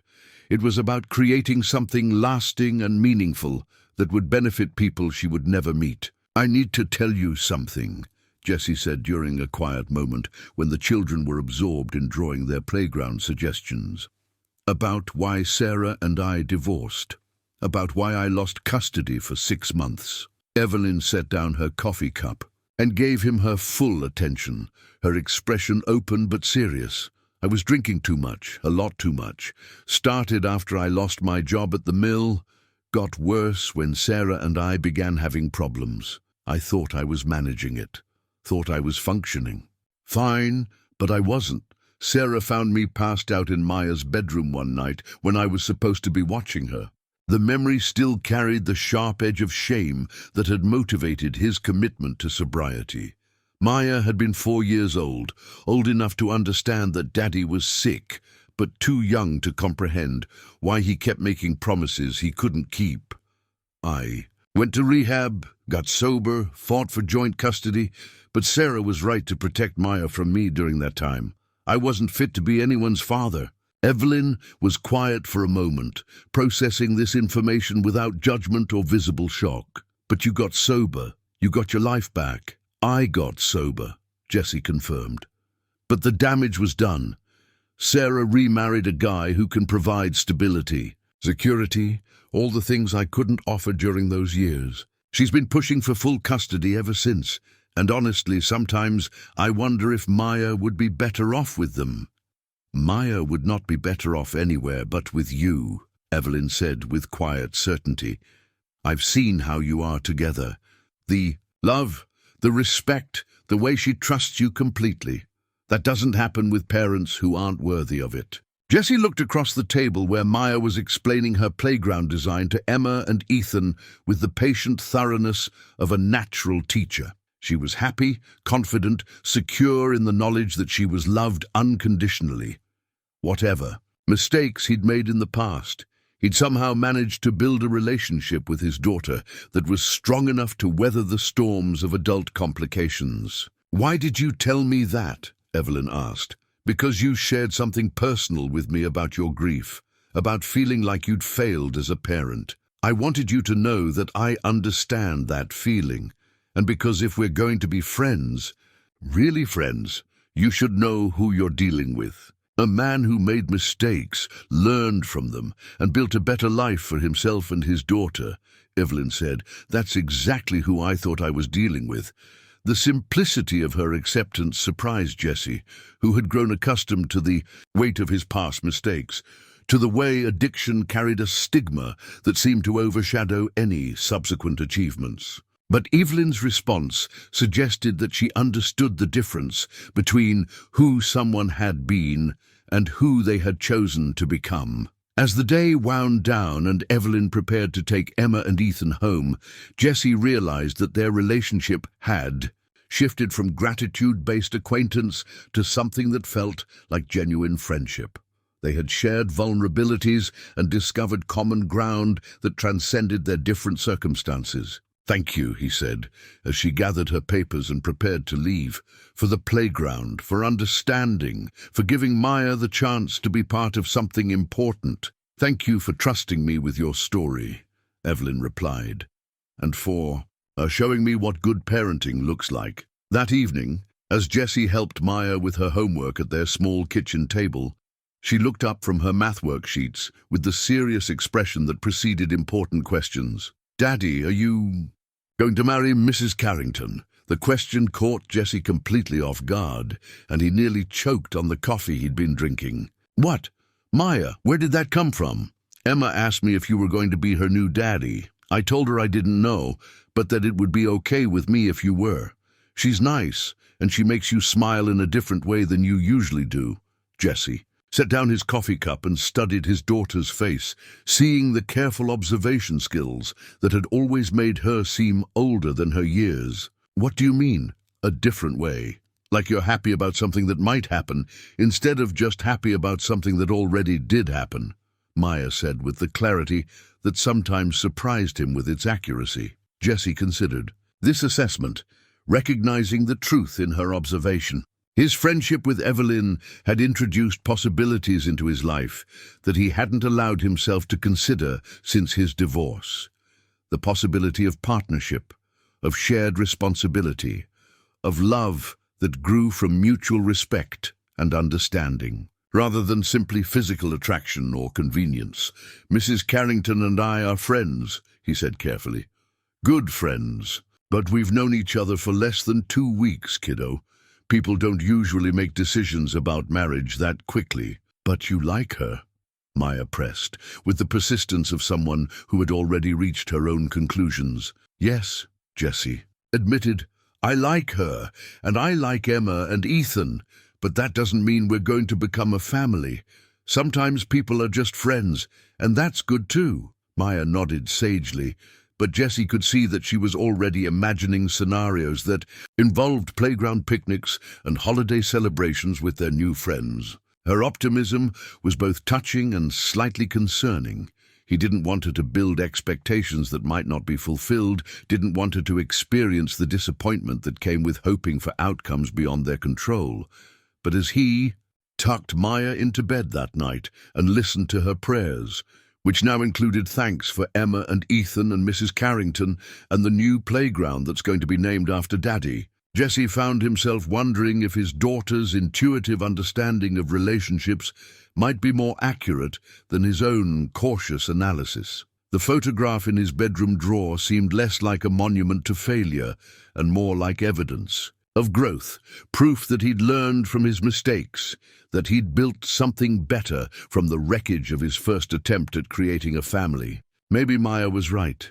Maybe he was smiling in a different way, allowing himself to hope for possibilities that felt both thrilling and terrifying in their potential for changing everything he thought he knew about the boundaries of his small, carefully constructed world. The manila envelope arrived on a Tuesday morning, delivered by a courier who required Jesse's signature and seemed uncomfortable with the nature of his errand. Jesse recognized the law firm's letterhead before he opened it. Whitmore Associates had handled Sarah's divorce proceedings and every subsequent custody modification she'd pursued over the past 3 years. The sight of their official stationery never brought good news. Inside, along with the expected legal documents, was a photograph that made Jesse's blood run cold. It showed him and Evelyn sitting together on the blanket at the school playground, deep in conversation while their children played in the background. The image had been taken with a telephoto lens from a considerable distance, capturing an intimate moment between two people who appeared to be much more than casual acquaintances. The custody petition that accompanied the photograph was thorough and devastating. Sarah was requesting full custody of Maya, claiming that Jesse's recent association with wealthy individuals demonstrated poor judgment and suggested he was prioritizing personal relationships over his daughter's stability. The petition cited newspaper articles about the bus rescue, speculated about Jesse's motives for befriending the Carrington family, and painted a picture of a man who was using his daughter's presence to gain access to people and opportunities. Beyond his natural social sphere, Jesse read through the legal language twice, each time feeling more sick to his stomach. Someone had been watching him, photographing his interactions with Evelyn, building a case that his friendship with her somehow made him an unfit parent. The twisted logic would have been laughable if it weren't so potentially destructive. He was being accused of endangering Maya by associating with people who could provide her with opportunities and experiences he could never afford on his own. His phone rang before he'd finished processing the implications of the petition. Sarah's voice carried the cold satisfaction of someone who believed she held all the winning cards. "I assume you've seen the papers by now," she said without preamble. "Sarah, what the hell is this? You're trying to take Maya away because I made friends with someone?" "I'm trying to protect Maya from a father who's clearly lost perspective," Sarah replied. "Do you have any idea who Evelyn Carrington is? What her family is worth? What kind of attention you're bringing down on our daughter?" Jesse walked to the window and looked out at the apartment complex parking lot, where his 15-year-old pickup truck sat next to a row of equally modest vehicles owned by people who understood the reality of working two jobs to make ends meet. "She's a friend, Sarah.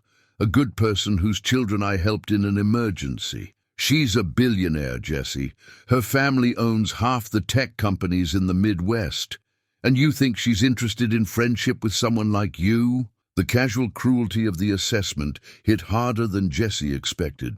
"Someone like you," the phrase carried all the judgment and condescension that had characterized the final years of their marriage, when Sarah had grown increasingly frustrated with his lack of ambition, his contentment with blue-collar work, his failure to provide the kind of life she'd imagined when they'd married young and optimistic. "What do you want, Sarah?" "I want you to end whatever relationship you think you have with the Carrington family. I want you to decline any offers of financial assistance or career opportunities that might come from this association. And I want you to focus on being the kind of stable, predictable father that Maya deserves." Jesse felt a surge of anger that threatened to overwhelm his usual careful control. "Maya is happy. She's thriving. She has friends and she's doing well. In school, and she knows she's loved. What more do you want? I want her to have security. I want her to have opportunities.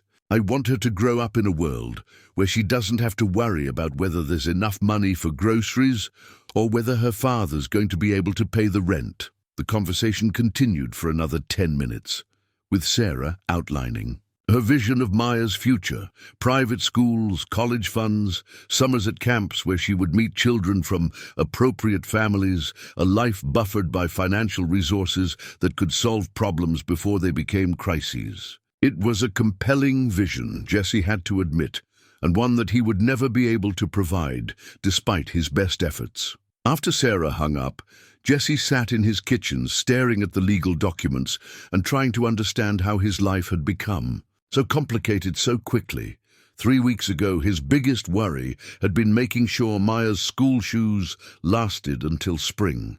Now he was facing the possibility of losing custody of his daughter because he'd become friends with someone whose wealth apparently made him vulnerable to accusations of gold digging and poor judgment. The private investigator's report was attached to the custody petition, a comprehensive document that detailed Jesse's daily routines, his work schedules, his financial struggles, and his growing relationship with Evelyn. The report included photographs of their meetings, transcripts of overheard conversations, and analysis of their interactions that made innocent friendship sound like calculated manipulation. According to the investigator, Jesse's refusal of Evelyn's initial offers of financial assistance was strategic positioning designed to build trust and create the impression of integrity. His willingness to share personal information about his past addiction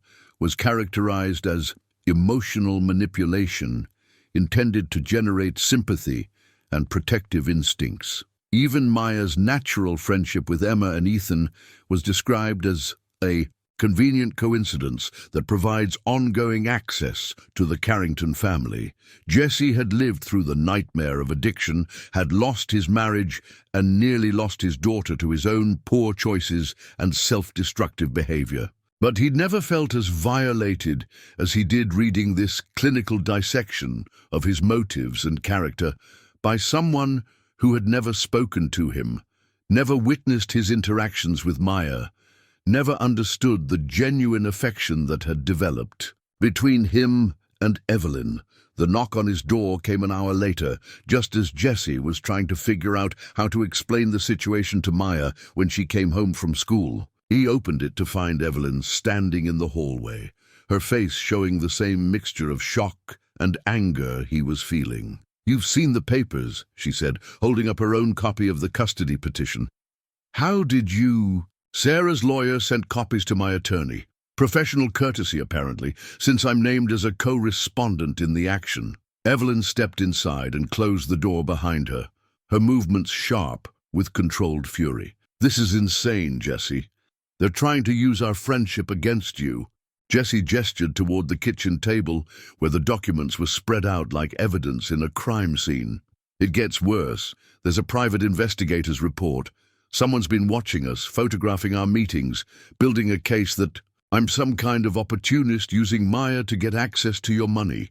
Evelyn picked up the report and scanned through it, her expression growing darker with each page.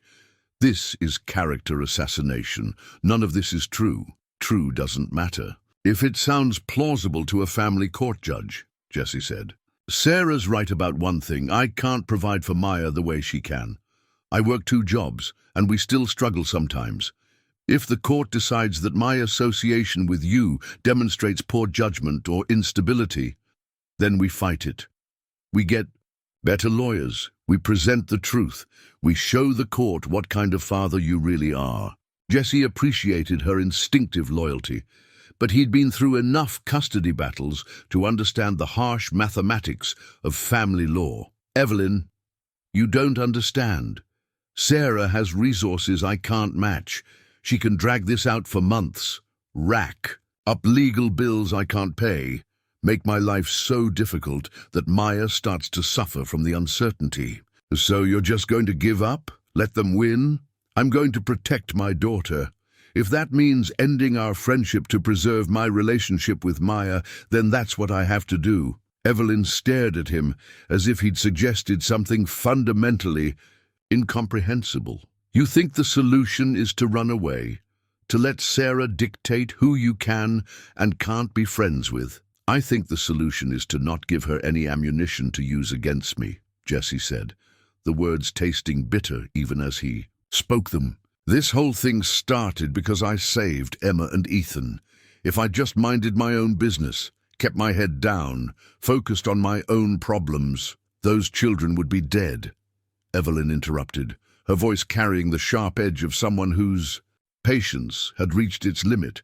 "And Maya would have a father who taught her that helping others isn't worth the risk of personal consequences." Jesse felt trapped between competing loyalties, his love for Maya and his growing feelings for Evelyn, his desire to do the right thing, and his need to protect what remained of his carefully constructed life. The custody petition had revealed the fundamental vulnerability of his position, the way financial inequality could be weaponized by people who understood how to manipulate the legal system. "I need time to think," he said finally, "to figure out how to handle this without making things worse for Maya." Evelyn studied his face for a long moment, and Jessie could see her processing the implications of his retreat, understanding that their friendship had become a liability he couldn't afford to maintain. "The playground project," she said quietly. "You want me to cancel it? I can't have my name on a public monument if I'm fighting for custody. Sarah will use it as evidence that I'm more interested in personal recognition than in being a good father. And our friendship, Maya's friendship with Emma and Ethan." Jessie looked away, unable to meet her eyes, while he delivered the words that felt like self-imposed exile. "I think it's better if we step back for a while, until the custody situation is resolved." "I see." Evelyn's voice had gone carefully neutral, the way it probably sounded in boardroom negotiations, when personal feelings had to be set aside for strategic considerations. "And you think this will satisfy Sarah? That if you cut all ties with me, she'll drop the custody petition and leave? Maya alone? I think it removes her primary argument against me. Without the Carrington connection, I go back to being just another single father doing his best to raise his daughter." "Just another single father," Evelyn repeated, as if testing the phrase for hidden meanings. "Is that really how you see yourself?" Jessie considered the question, thinking about the man he'd been before the bus accident, before meeting Evelyn and her children, before his world had expanded to include possibilities he'd never imagined. That man had been content with small victories and modest goals, had measured success in terms of stability rather than achievement, had built a life around the simple pleasure of coming home to Maya's smile at the end of each difficult day. "It's who I was before all this started," he said. "Maybe it's who I should have stayed." Evelyn gathered up her copy of the legal documents and prepared to leave, her movements carrying the controlled precision of someone who had learned to function efficiently even when emotionally devastated. "For what it's worth," she said at the door, "I don't think you're giving Maya enough credit. She's stronger than you think, more capable of handling complexity than you imagine, and I think you're underestimating how much it's going to hurt her to lose Emma and Ethan's friendship because the adults in her life are too afraid to fight for what matters." After she left, Jessie sat alone in his kitchen, surrounded by legal documents that felt like the debris of a life that had briefly expanded beyond its normal boundaries before contracting back to familiar limitations. Maya would be home from school in 2 hours, and he would have to explain why their new friends wouldn't be visiting anymore, why the playground project had been cancelled, why sometimes doing the right thing led to consequences that forced you to make choices between different kinds of wrong.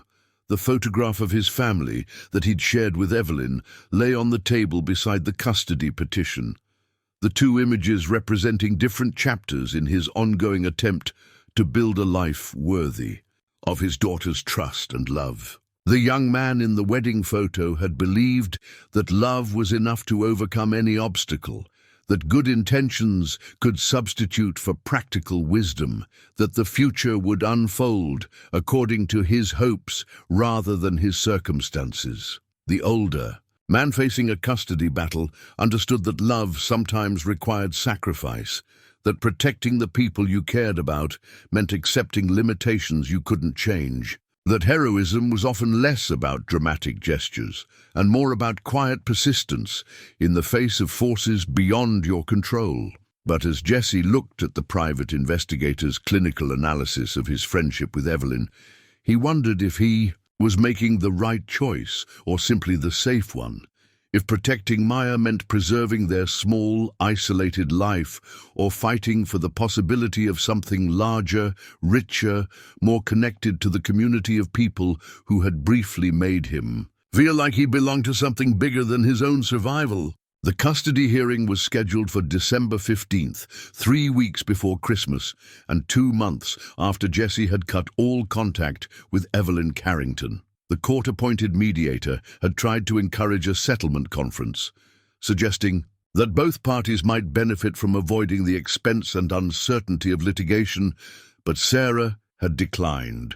She wanted her day in court, wanted the official validation that would come with a judge's ruling that Maya belonged in a more stable, prosperous home. Jesse sat in his appointed lawyer's cramped office, reviewing testimony preparation with a young public defender who looked barely old enough to have passed the bar exam.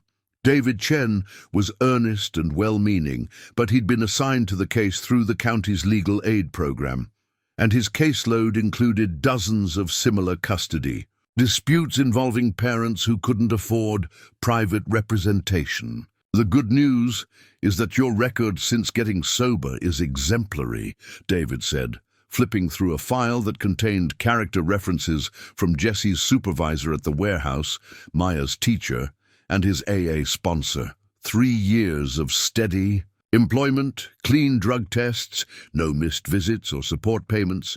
The court will see that you've maintained stability. And the bad news? David gestured toward a separate stack of documents that included the private investigator's report, newspaper clippings about the bus rescue, and detailed financial analysis that highlighted the stark difference between Jesse's resources and those of Sarah's new family. The opposing counsel is going to paint a picture of someone whose judgment is compromised by association with people outside his social and economic class. They'll argue that your friendship with Ms. Carrington represents a pattern of seeking inappropriate relationships for personal gain. Jesse had read through Sarah's legal arguments so many times he could recite them from memory. According to her petition, his sudden involvement with prominent community members suggested instability and poor decision-making. The fact that he'd initially declined Evelyn's offers of financial assistance was characterized as strategic, manipulation designed to build trust before eventual exploitation.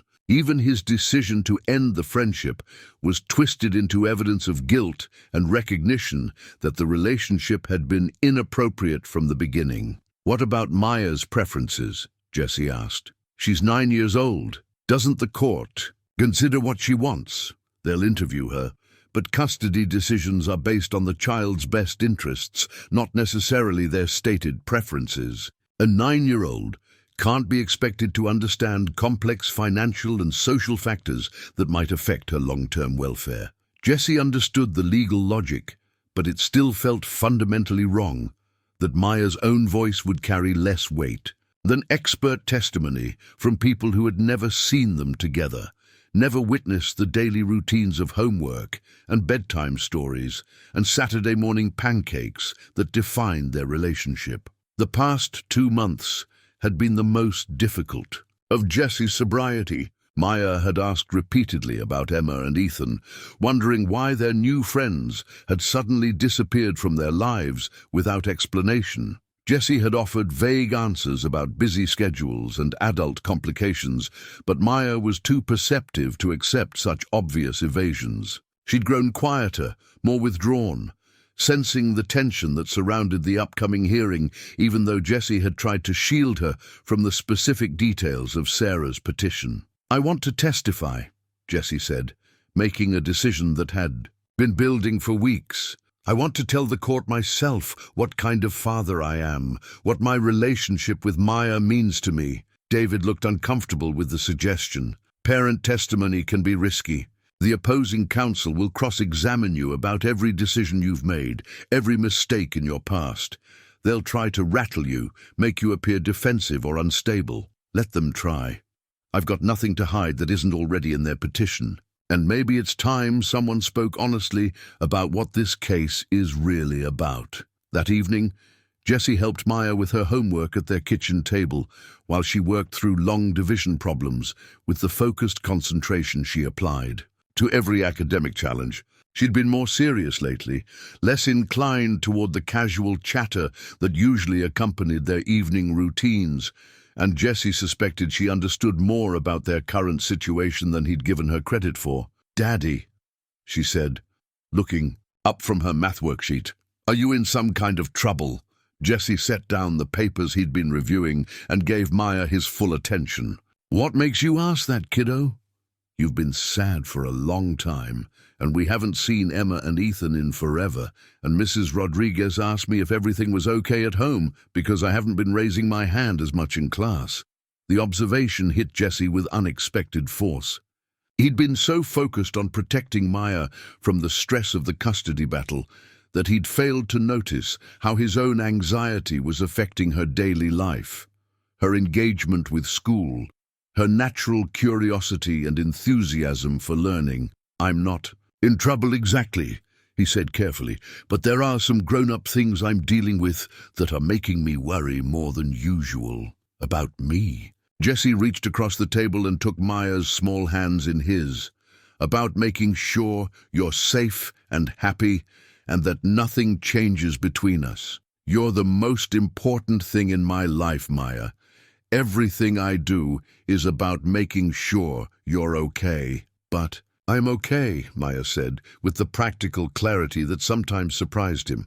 "I like our apartment, and I like my school, and I like that you help me with homework every night. Why would anything need to change?" Jesse wished he could offer the simple reassurance she was seeking, but the custody hearing loomed over their future like a storm system that could alter everything with a single judicial decision. Sometimes adults disagree about what's best. For children, that's all this is, a disagreement that needs to be sorted out. "With Mom?" Jesse nodded, impressed despite himself by Maya's intuitive understanding of family dynamics that most adults tried to keep hidden from children. "Your mother thinks you might be happier living with her and Tom full-time. She can provide things. For you that I can't, a bigger house, more money for activities and trips, opportunities I'll never be able to offer." Maya considered this information with the serious expression she wore when working through complex problems. "But I don't want those things if it means not living with you. You're my daddy. That's more important than having a big house." The simple statement carried more weight than hours of legal testimony, more truth than psychological evaluations and financial analyses combined. Maya understood something that seemed to escape the adults arguing over her future, that love and security came from relationship, not from material circumstances. "I love you too, kiddo, more than anything in the world." "Then fight for me," Maya said with quiet intensity. "Don't let them take me away just because Mom has more money. Fight for me like you fought to save Emma and Ethan." Jesse felt something shift inside him, a recognition that his daughter deserved a father who would stand up for their relationship rather than retreat in the face of difficult odds. Maya had seen him dive into freezing water to save children he'd never met, had watched him risk his life because someone needed help. Now she needed him to show the same courage in defending their family against forces that threatened to tear them apart. "Okay," he said, "I'll fight for you. I promise."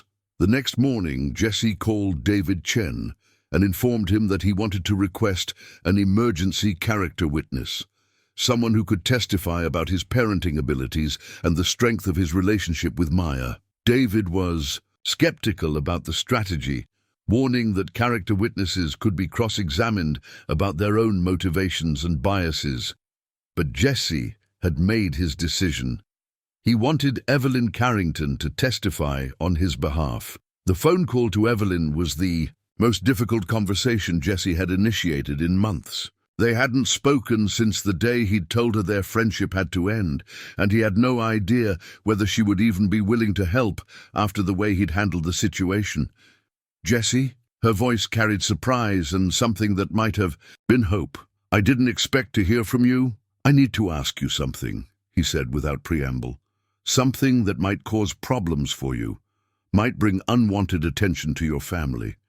You have every right to say no." "What is it?" Jesse explained the custody hearing, the character assassination in Sarah's petition, the way their friendship had been twisted into evidence of his unfitness as a parent. He described his lawyer's concerns about calling controversial witnesses, and the risk that Evelyn's testimony might backfire if the opposing counsel managed to make her appear manipulative or self-interested.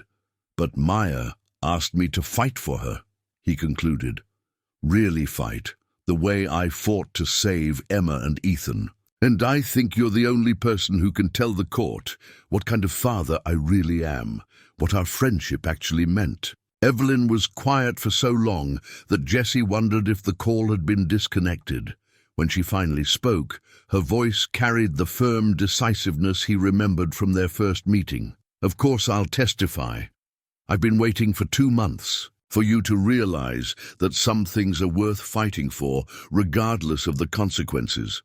Evelyn, you need to understand what you're agreeing to. Sarah's lawyer will try to make it look like you have ulterior motives, like you're trying to buy influence or manipulate the situation for your own benefit.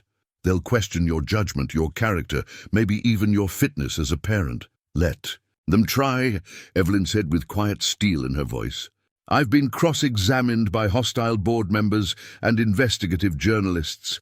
I think I can handle a small-town lawyer who's trying to destroy a good man's relationship with his daughter." The relief Jessie felt was profound and immediate, like the moment when a fever breaks and you realize you're going to recover from an illness that seemed overwhelming. For the first time since receiving Sarah's custody petition, he felt like he had allies in the fight, people who understood what was at stake and were willing to risk their own comfort to help him protect it. "There's something else," Evelyn said. "Emma and Ethan have been asking about Maya constantly. They don't understand why she can't visit anymore, why we suddenly stopped being friends. If you're willing to fight for this relationship, they want to fight too." Jessie thought about Maya's questions, her sadness over losing friends who had helped her understand that families came in many different forms, that connection and care mattered more than shared circumstances or social similarity. "Maybe it's time they understood what we're fighting for," he said, "and maybe it's time I stopped trying to protect everyone from the truth about how complicated adult relationships can be." The custody hearing was still a week away, but Jessie felt a shift in his approach to the challenge ahead. Instead of preparing for defeat and damage control, he was preparing for battle, not just to preserve the status quo, but to demonstrate that he and Maya belonged together, that their small family was strong enough to withstand scrutiny and wealthy enough in the things that truly mattered. That night, he pulled the family photograph from his bedroom drawer and placed it on the kitchen table beside Maya's homework, not as a reminder of failure, but as evidence of growth, in proof that people could learn from their mistakes and build something better from the wreckage of their first attempts at love and family. Maya noticed the photograph immediately when she came home from school, studying the image of her younger self with the curious attention she usually reserved for particularly interesting library books. "We looked happy," she said simply. "We were happy," Jessie replied, "and we're going to be happy again, no matter what happens next." With Emma and Ethan and Mrs. Carrington, Jessie looked at his daughter, 9 years old, wise beyond her years, capable of understanding complexities that adults often tried to hide from children, and made another decision that felt like stepping off a cliff into uncertain air. "I hope so, kiddo. I really hope so." The week before the custody hearing passed in a blur of preparation and strategy sessions with David Chen, who had initially been skeptical about Jessie's decision to fight aggressively, but was now throwing himself into the case with the enthusiasm of someone who believed they might actually win. Character references poured in from unexpected sources: Pete Morrison from the warehouse, Miss Patterson from the library, Mrs. Rodriguez from Maya's school, even the paramedic who had been first on scene at the bus rescue. But the most powerful support came from Maya herself, who asked to speak with the court-appointed child advocate and delivered a statement so clear and compelling that David Chen requested permission to include portions of it in his opening arguments. "My daddy saves people," Maya had told the advocate. "He saved those kids from the bus, but he saves me every day too. He saves me by making sure I know I'm loved, by helping me with homework, by being there when I'm scared or sad or just need someone to listen. That's what daddies are supposed to do, and mine is the best at it." Jesse had listened to a recording of Maya's statement and felt his heart break and heal simultaneously, understanding that his daughter possessed wisdom and clarity that surpassed his own, that she understood the fundamental truth at the heart of their custody battle. Love expressed through daily care was more valuable than any material advantage money could provide. The night before the hearing, Jesse tucked Maya into bed and sat beside her in the darkness, listening to her breathing and thinking about all the bedtime stories, all the middle-of-the-night comfort sessions, all the ordinary moments of connection that had built their relationship into something strong enough to withstand the challenges ahead. "Whatever happens tomorrow," he whispered, "you're my daughter and I'm your father. That never changes, no matter what any judge says." Maya stirred in her sleep, reaching for his hand with the unconscious trust that had defined their relationship since the day she was born. Jesse sat in the quiet darkness, preparing for the most important battle of his life, knowing that he would face it with the support of people who understood what he was fighting for and why it mattered more than safety, more than compromise, more than the comfortable limitations of a life lived without risk or hope. The Millbrook County Courthouse was a limestone monument to justice built in 1923, its high ceilings and polished marble floors designed to inspire respect for the legal process. Jesse had never been inside the building before the custody proceedings began, and he found the formal atmosphere both intimidating and oddly comforting, a place where decisions were made based on evidence and argument rather than wealth or social position. Judge Margaret Thornton had a reputation for fairness and no patience for legal theatrics. She'd been presiding over family court cases for 15 years, long enough to have seen every variation of custody dispute that human nature could devise. At 62, she carried herself with the quiet authority of someone who understood that her decisions shaped children's lives and took that responsibility seriously. Jesse sat at the respondent's table beside David Chen, wearing the one suit he owned, purchased for job interviews 3 years ago, and carefully maintained for occasions that required formal presentation. Across the aisle, Sarah sat with her attorney Richard Whitmore, a man whose expensive clothes and confident demeanor suggested he was accustomed to winning cases through superior resources rather than superior arguments. Maya was not in the courtroom.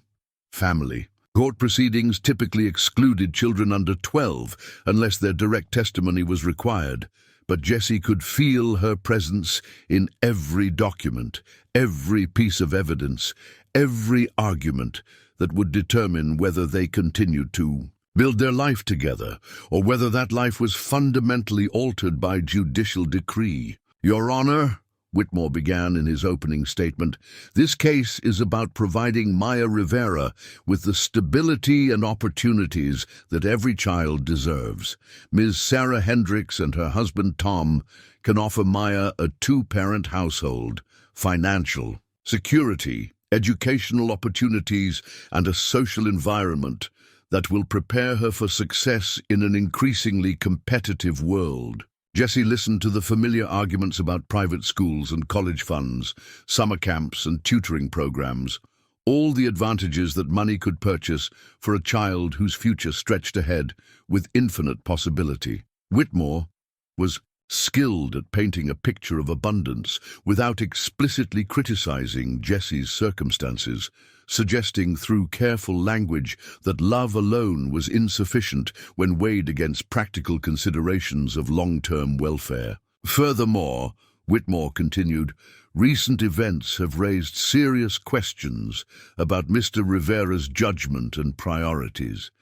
His association with the Carrington family, while perhaps well-intentioned, demonstrates a pattern of seeking relationships that may not be in Maya's best interests. A 9-year-old child should not be exposed to the complexities of adult social dynamics that she cannot understand or navigate safely. The argument was subtle but devastating, suggesting that Jesse's friendship with Evelyn was somehow inappropriate or exploitative without directly making accusations that could be challenged with evidence.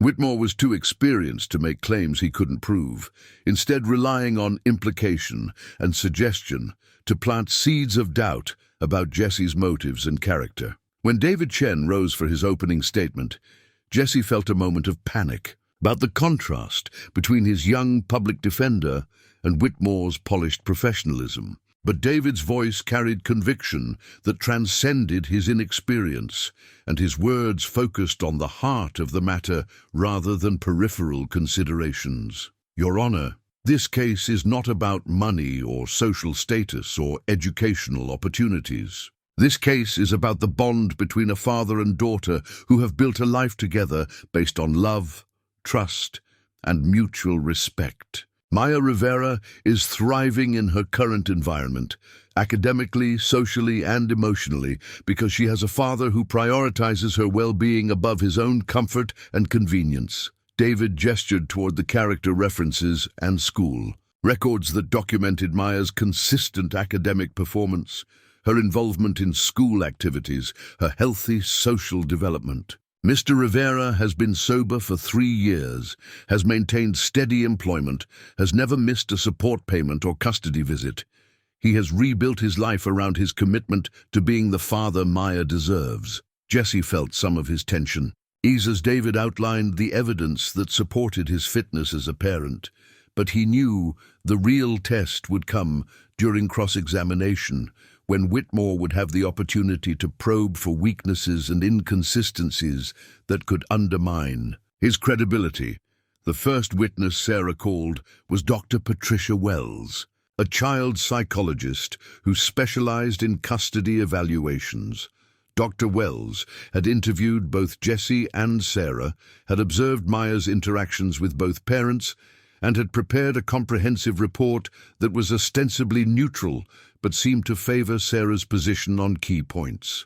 In my professional opinion, Dr. Wells testified, Maya would benefit from the additional resources and stability that Ms. Hendricks can provide. While Mr. Rivera is clearly devoted to his daughter, single parenthood places inherent stresses on both parent and child that can be alleviated through alternative arrangements. Under cross-examination, David managed to establish that Dr. Wells had spent only 2 hours observing Jesse and Maya together, compared to 4 hours with Sarah and Maya, and that her report relied heavily on financial analysis rather than emotional attachment assessment. But the damage was done.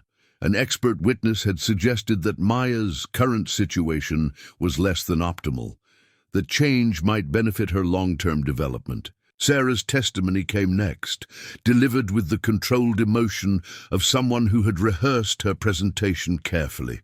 She spoke about her regrets over the divorce, her desire to provide Maya with a stable 2-parent household, her concern that Jesse's association with prominent community members suggested poor judgment about appropriate relationships. I don't question Jesse's love for Maya, Sarah said, looking directly at the judge. But love isn't enough when a child's future is at stake. Maya deserves opportunities that Jesse simply cannot provide, no matter how hard he works or how much he cares. Jesse watched Sarah testify and recognized the woman he'd married 15 years ago.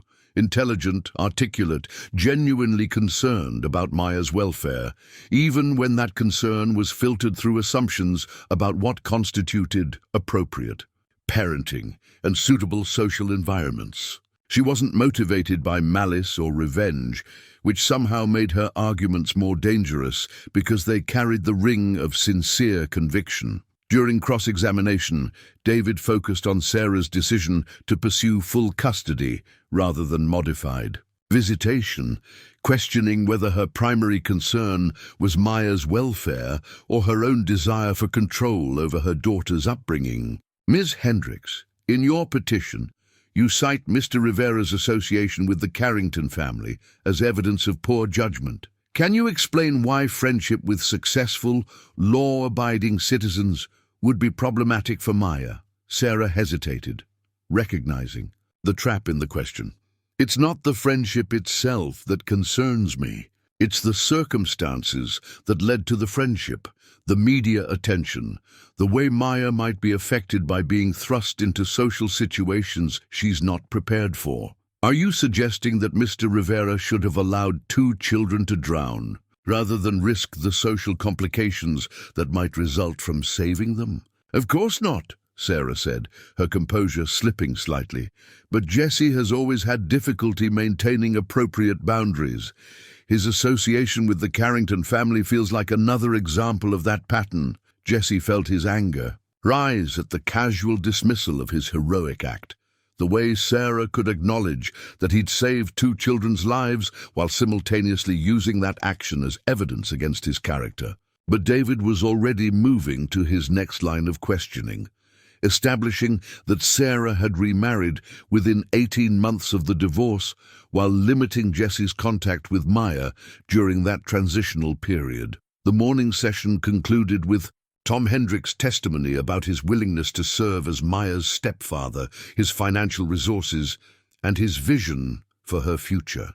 Tom was earnest and well-meaning, clearly fond of Maya, and genuinely interested in her welfare, but his testimony felt rehearsed and theoretical compared to the lived experience of daily parenting that Jesse had accumulated over 9 years. During the lunch recess, Jesse sat with David in a small conference room, reviewing their strategy for the afternoon session. Jesse would testify first, followed by his character witnesses, with Evelyn scheduled to appear last, a strategic decision designed to end their case on the strongest possible note. "Remember," David said, "Whitmore is going to try to provoke you to make you appear defensive or unstable.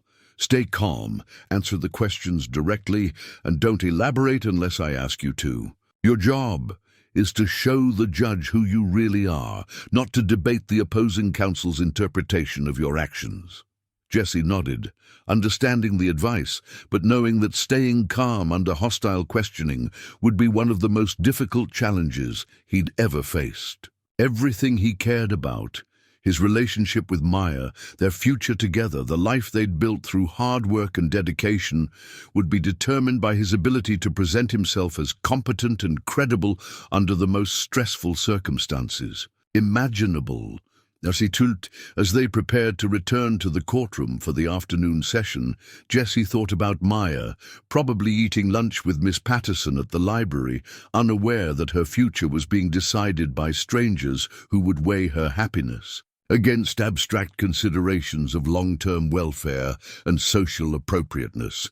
He thought about Evelyn, somewhere in the courthouse, preparing to risk her own reputation and privacy to testify on behalf of a man she'd known for less than 3 months, motivated by friendship and principles rather than self-interest or obligation. And he thought about the man he'd been 3 years ago, drinking, unreliable, failing at the most important job of his life, compared to the man he'd become through sobriety, commitment, and the daily practice of putting Maya's needs ahead of his own comfort and convenience. The afternoon session would determine which version of Jesse Rivera the court would accept as real, which narrative would shape Maya's future, and whether the love between a father and daughter was strong enough to withstand the complex forces that threatened to separate them permanently. Jesse's hands were steady as he raised his right hand and swore to tell the truth, the whole truth, and nothing but the truth. 3 years of sobriety had taught him that honesty was not just a moral principle, but a practical necessity, that lies required more energy to maintain than truth required to defend, and that the most powerful testimony he could offer was simply the unvarnished account of who he had become and why that mattered for Maya's future. David Chen began with straightforward questions designed to establish Jesse's current circumstances and his relationship with his daughter. Jesse described his daily routine, his work schedule, Maya's academic performance and social development, the small rituals that defined their life together. Homework at the kitchen table, bedtime stories, Saturday morning pancakes, the comfortable rhythms of a household where 2 people had learned to depend on each other completely. "Mr. Rivera," David said, "can you describe for the court what happened on the afternoon of October 8th? Jesse took a deep breath. and recounted the bus accident, his decision to dive into the lake, the rescue of Emma and Ethan Carrington. He spoke simply and directly, without embellishment or false modesty, describing his actions as the instinctive response of someone who saw children in danger and acted without considering the consequences. Did you know who those children were when you decided to enter the water? No, they were just two kids who needed help. Did you consider the risks to your own safety? Not really. I saw them trapped in the bus, and I knew someone had to get them out before the vehicle sank completely. What went through your mind during the rescue? Jesse paused, remembering the bone-chilling cold of the lake, the desperate struggle against the current, the weight of two small bodies clinging to him as he fought his way back to shore. I thought about Maya, he said quietly, about how I would want someone to help her if she was ever in that situation. And I thought about how I needed to get those children to safety so I could go home to my daughter. David walked Jesse through his subsequent meeting with Evelyn Carrington, their friendship, the playground project, and the children's developing relationships. Jesse described Evelyn as a single mother struggling with grief and parenting challenges, someone whose wealth couldn't solve the fundamental difficulties of raising children who had experienced trauma. Mr. Rivera, the opposing counsel, has suggested that your friendship with Ms. Carrington demonstrates poor judgment. How do you respond to that characterization? I think it demonstrates exactly the kind of judgment I want Maya to learn from me, Jesse said, looking directly at Judge Thornton. That you help people when they need help, regardless of their circumstances. That you judge people by their character, not their bank account. That kindness and generosity are values worth teaching your children, even when, especially when, those values might come with personal costs. When Whitmore rose for cross-examination, Jesse felt his pulse quicken but kept his expression calm and attentive. The opposing attorney moved like a predator who had identified weakness, circling toward topics designed to undermine Jesse's credibility and composure. Mr. Rivera, you've been sober for 3 years. How many times did you attempt sobriety before this current period? 4 times, Jesse answered honestly.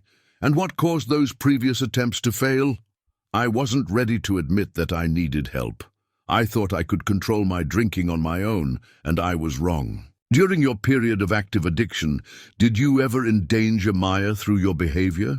Jesse felt the familiar shame rise in his throat, but he answered directly, yes. There were times when I was supposed to be watching her but was too impaired to be a responsible parent. That's why Sarah left me, and that's why I lost custody temporarily. You mentioned that during the rescue, you thought about Maya and how you would want someone to help her in a similar situation.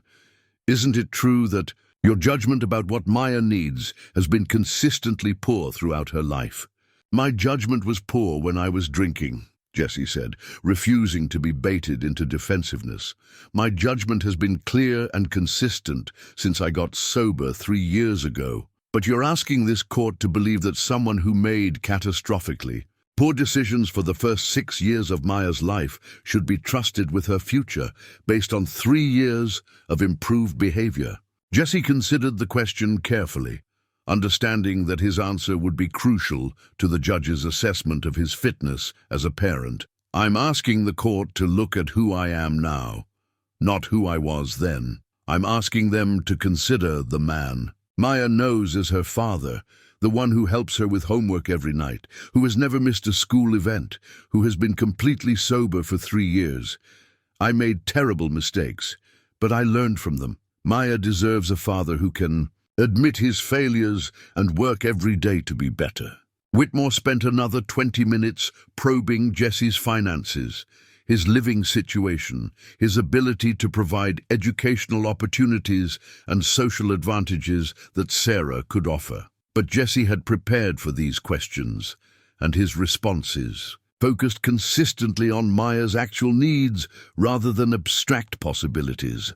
Your Honor, Whitmore said in conclusion, Mr. Rivera is asking this court to ignore his documented history of poor judgment in favor of a relatively brief period of stability. Can we really trust that this stability will continue when the pressures of single parenthood increase as Maya grows older? David's redirect was brief but effective, establishing that Jesse's sobriety program included ongoing support systems, that his employment record showed consistent reliability, and that every professional who had worked with Maya over the past 3 years had observed a stable, nurturing relationship between father and daughter. The character witnesses who followed painted a picture of Jesse that contradicted the opposing counsel's portrayal of instability and poor judgment. Pete Morrison testified about Jesse's work ethic and reliability. Miss Patterson spoke about his involvement in Maya's education and his respectful interaction with school staff. And Mrs. Rodriguez described Maya as one of the most well-adjusted children in her class, confident, kind, secure in her family relationships. But the most powerful testimony came from Jesse's AA sponsor, Michael Torres, who had known Jesse throughout his recovery journey and could speak to the fundamental transformation that sobriety had created in his personality and priorities. Jesse Rivera is not the same man who lost custody of his daughter 3 years ago, Michael testified. Recovery isn't just about stopping drinking, it's about rebuilding your character, your relationships, your entire approach to life. Jesse has done that work consistently and thoroughly. He's become the kind of man who dives into freezing water to save strangers' children, who builds genuine friendships based on mutual respect rather than personal gain, who puts his daughter's needs ahead of his own comfort every single day. When Evelyn Carrington was called to testify, a murmur ran through the courtroom gallery. She walked to the witness stand with the composed confidence of someone accustomed to public scrutiny, but Jesse could see the tension in her shoulders, the careful control that suggested she understood the stakes involved in her testimony. David began with basic questions about how she had met Jesse, the circumstances of their friendship, her observations of his relationship with Maya. Evelyn spoke clearly and directly, describing Jesse as the most genuinely selfless person I've ever met, and Maya as a confident, happy child who clearly adores her father and trusts him completely. Ms. Carrington, David said, you've been characterized as wealthy and successful. From your perspective, what kind of father is Jesse Rivera? He's the kind of father I wish I could be, Evelyn said simply. He listens to Maya, really listens, in a way that makes her feel heard and valued. He's patient when she's struggling with something, encouraging when she's trying something new, protective without being overprotective. He's taught her values that money can't buy: kindness, courage, integrity, the importance of helping others. Has Mr. Rivera ever asked you for financial assistance or tried to leverage your friendship for personal gain? Never. In fact, he's consistently refused my offers to help, even when I knew he was struggling financially. The playground project was something I proposed because I wanted to honor what he'd done for my children, not because he requested recognition or reward. When Whitmore began his cross-examination, his tone was respectful but skeptical, designed to suggest that Evelyn's testimony was colored by gratitude rather than objective assessment. Ms. Carrington, you've known Mr. Rivera for less than 3 months. Don't you think that's a relatively short time period on which to base judgments about someone's character? I've known him during a crisis that revealed his true character. Evelyn replied, I've seen how he responds under pressure, how he treats his daughter, how he handles both success and adversity. 3 months of genuine interaction can reveal more about someone's character than years of superficial acquaintance. Isn't it possible that your judgment is influenced by gratitude for his rescue of your children? My gratitude is for saving Emma and Ethan's lives. My assessment of his character is based on everything I've observed about how he lives his life, how he parents his daughter, how he treats other people. Those are separate considerations. Ms. Carrington, you run a major corporation and have significant financial resources. Don't you think it's possible that Mr. Rivera's interest in your friendship is motivated by factors other than genuine affection? Evelyn's response was immediate and unwavering. Mr. Rivera ended our friendship when he thought it might jeopardize his custody of Maya. If he were motivated by financial considerations, he would have maintained the relationship regardless of the personal cost. Instead, he chose to protect his daughter, even when it meant giving up someone who had become important to him. Jesse felt his throat tighten as Evelyn's words revealed the sacrifice he'd made and the reasons behind it. She understood that he'd walked away from their friendship not because it was unimportant, but because it was so important that he couldn't risk losing Maya for it. Furthermore, Evelyn continued, Jesse Rivera taught my children that there are people in the world who will help them when they need it, who will act courageously when circumstances require it, who will put others' welfare ahead of their own. Safety and comfort, those are lessons worth more than any educational opportunity or material advantage money can provide. Whitmore tried several more approaches, questioning Evelyn's motivations for testifying, suggesting that her wealth isolated her from understanding the practical challenges of single parenthood, implying that her friendship with Jesse was based on guilt rather than genuine affection. But Evelyn remained composed and consistent, her answers reflecting both emotional conviction and logical reasoning. Judge Thornton called a brief recess before closing arguments, giving both legal teams time to prepare their final presentations. To the court, Jesse sat with David in the hallway, watching Evelyn speak quietly with Emma and Ethan, who had been waiting with their nanny during her testimony. "How do you think it went?" Jesse asked. "Better than I hoped," David said honestly. Evelyn's testimony was powerful, and your willingness to acknowledge your past mistakes while demonstrating your current stability was exactly the right approach. But ultimately, the judge will decide based on her assessment of Maya's best interests. And that's not always predictable, Jesse nodded, understanding that he had done everything possible to present his case honestly and completely. The rest was beyond his control, in the hands of a judge who would weigh competing visions of Maya's future against the evidence of who he had become and what their relationship meant to both of them. Emma and Ethan approached him during the recess, their faces serious with the gravity of adult proceedings they only partially understood. "Are you going to be okay?" Emma asked, her 7-year-old concern touching in its directness. "I hope so," Jesse said, kneeling down to their level. "But whatever happens, I want you to know that being your friend has been one of the best things that's happened to me and Maya. You helped us understand that families can grow in unexpected ways. We want you and Maya to stay together," Ethan said with quiet intensity. "You belong together.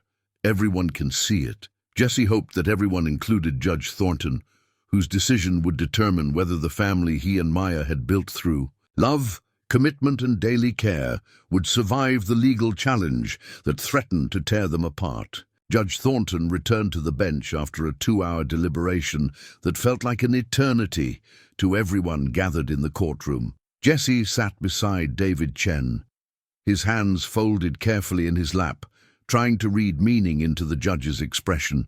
While understanding that 15 years of family court proceedings had probably taught her to maintain perfect judicial neutrality regardless of her private thoughts. "I want to begin," Judge Thornton said, "by acknowledging that this case represents the kind of difficult decision that family courts face regularly, weighing competing visions of a child's welfare, each presented by people who genuinely care about that child's future.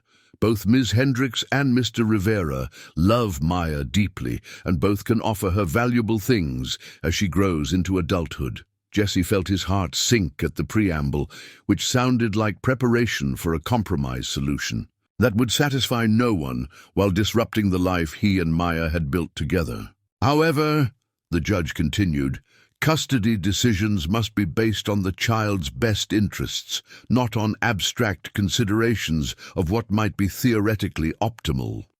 I must look at the evidence of Maya's current well-being, the stability of her primary relationship and the likelihood that proposed changes would improve rather than disrupt her development. Judge Thornton consulted her notes, then looked directly at Jesse before continuing.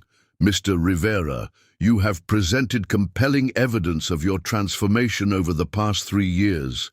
Your sobriety record is exemplary. Your employment history shows consistent reliability, and your relationship with Maya demonstrates the kind of engaged, nurturing parenting that promotes healthy development. The character witnesses who testified on your behalf painted a picture of someone who has learned from past mistakes and built a stable, loving home environment. Jesse felt hope begin to build in his chest, but he forced himself to remain calm until the judge finished her complete ruling. The court is particularly impressed by Maya's own assessment of her living situation, as reported by the child advocate. Her statements reflect a child who feels secure, valued, and deeply loved by her father. She demonstrates age-appropriate confidence and social development, academic success, and emotional stability that suggests her current environment is serving her well. Jesse caught sight of Evelyn in the gallery behind him, her face reflecting the careful hope that he was feeling himself. Regarding the concerns raised about Mr. Rivera's friendship with the Carrington family, the court finds no evidence that this relationship has harmed Maya or demonstrated poor judgment on Mr. Rivera's part. Indeed, the evidence suggests that this friendship has enriched Maya's understanding of community, friendship, and the kind of values that promote civic engagement and mutual support. Judge Thornton paused, looking at both legal teams before delivering her final ruling. The petition for modification of custody is denied. Maya Rivera will remain in the primary physical custody of her father, Jesse Rivera. The current visitation schedule with Ms. Hendricks will continue unchanged. Jesse felt his knees go weak, with relief so profound it was almost physical pain releasing from his body. Maya would stay with him. Their life together would continue. The small apartment, the homework sessions, the Saturday morning pancakes, the bedtime stories, all of it would remain intact. Furthermore, Judge Thornton added, the court wants to commend Mr. Rivera for his honesty about his past struggles and his demonstrated commitment to his daughter's welfare. Recovery from addiction is one of the most difficult challenges a person can face, and Mr. Rivera has shown that he has not only maintained his sobriety, but built a stable, nurturing home environment that serves Maya's best interests. Sarah's face showed disappointment, but not surprise.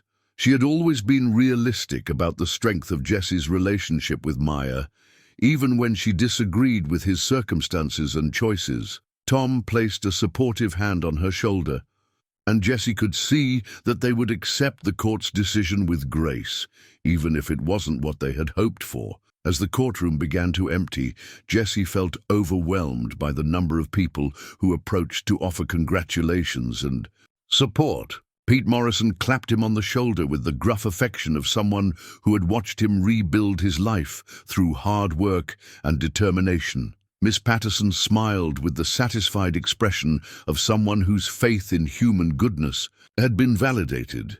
Mrs. Rodriguez promised to call Maya that evening to make sure she understood that everything was going to be okay. But it was Evelyn's presence that meant the most to Jesse as he navigated the surreal transition from legal proceeding back to ordinary life. She waited until the crowd had thinned before approaching, her face showing the same mixture of relief and exhaustion that Jesse was feeling. "Thank you," he said, the words completely inadequate to express what her testimony had meant to him and Maya. "I know what you risked by testifying for me." "I didn't risk anything," Evelyn said firmly. "I told the truth about a good man who deserved to keep his daughter. That's not risky. It's necessary." "The friendship," Jesse said hesitantly.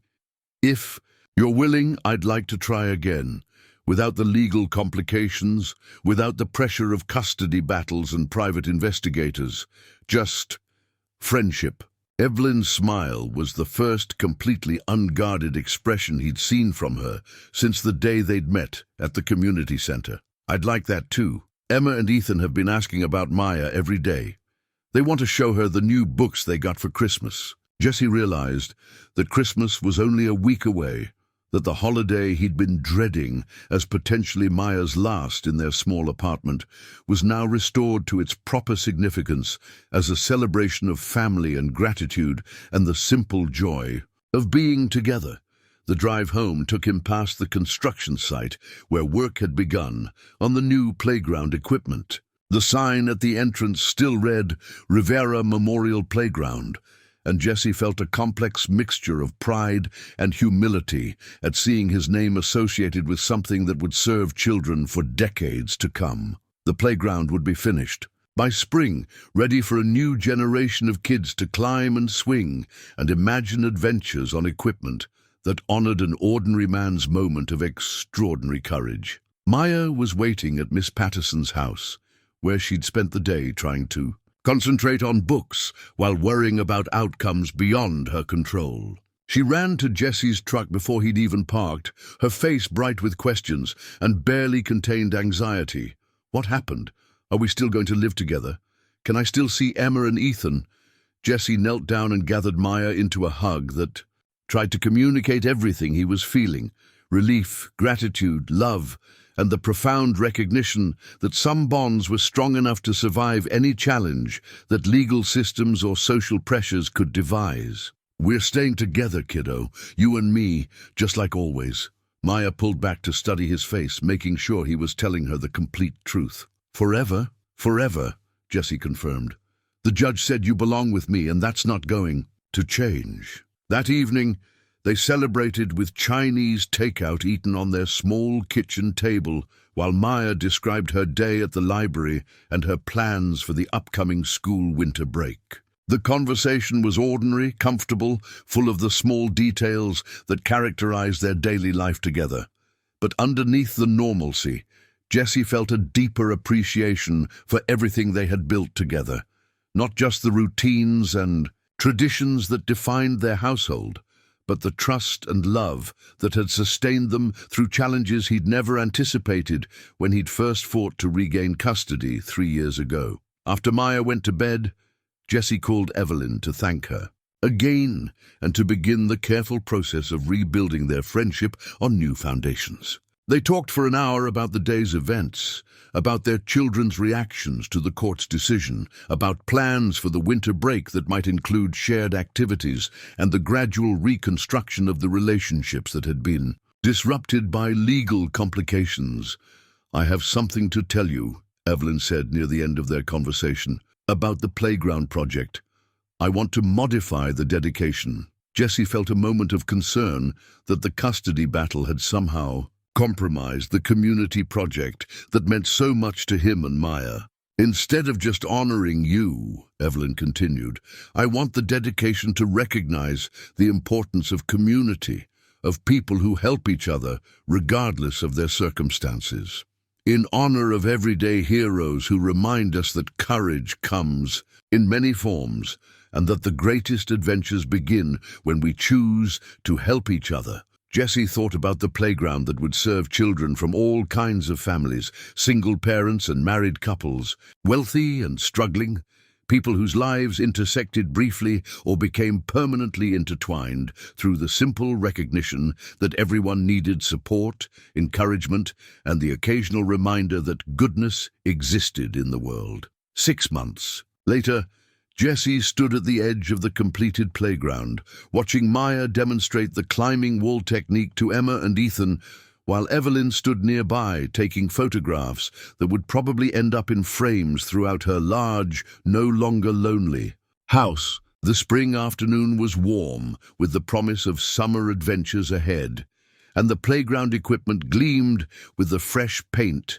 and new hardware that would serve decades of children who had yet to be born. The dedication ceremony had been simple and community-focused, attended by families from throughout Millbrook who understood that the playground represented more than recreational equipment. It symbolized the possibility of creating something beautiful and lasting when people chose to work together rather than retreat into the isolation of their individual circumstances. Jesse no longer worked two jobs. Evelyn's foundation had funded a community development position that allowed him to coordinate improvement projects throughout the region while maintaining reasonable hours that preserved his time with Maya. The work was meaningful and sustainable, providing financial stability without the exhaustion that had characterized his previous employment situation. Maya had adjusted to their expanded social circle with the adaptability that characterized her personality, embracing Emma and Ethan as unofficial siblings while maintaining her special relationship with Jesse. She understood intuitively that their friendship with the Carrington family had enriched their lives without fundamentally altering the bond between father and daughter that remained the foundation of their household. As the afternoon sun began to sink lower in the sky, painting the playground equipment in shades of gold and amber, Jesse reflected on the unexpected journey that had begun with a school bus accident and led to discoveries about love, community, and the way ordinary people could choose to make extraordinary differences in each other's lives.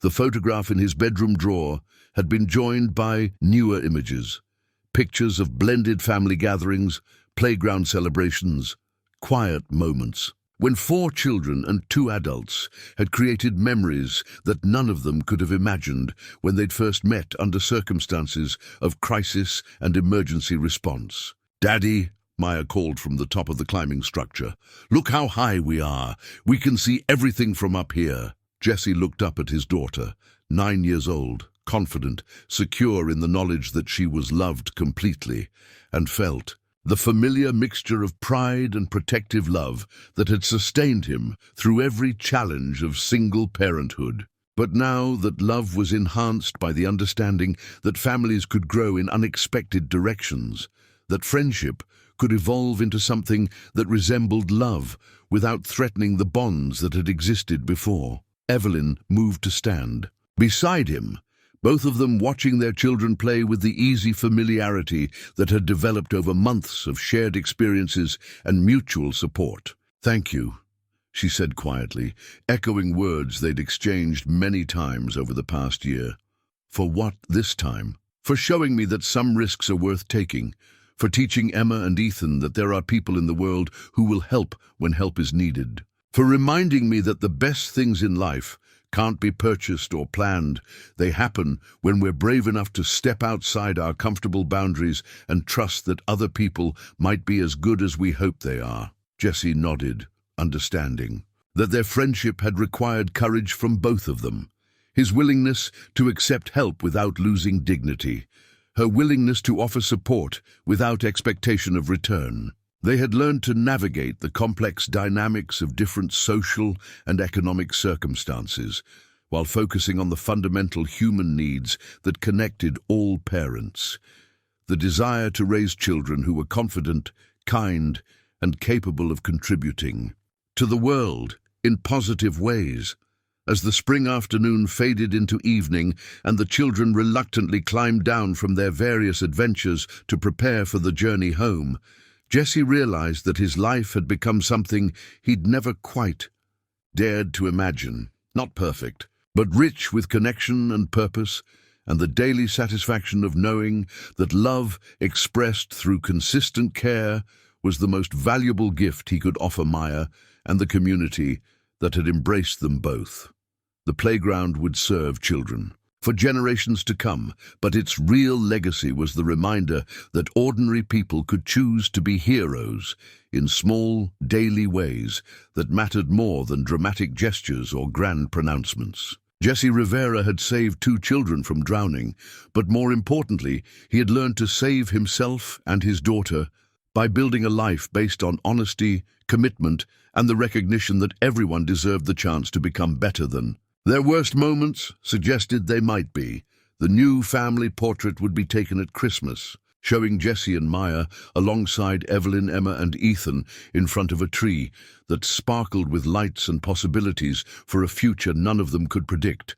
But all of them would face together, connected by bonds that had grown stronger through testing and proven resilient enough to weather whatever challenges lay ahead in the years to come.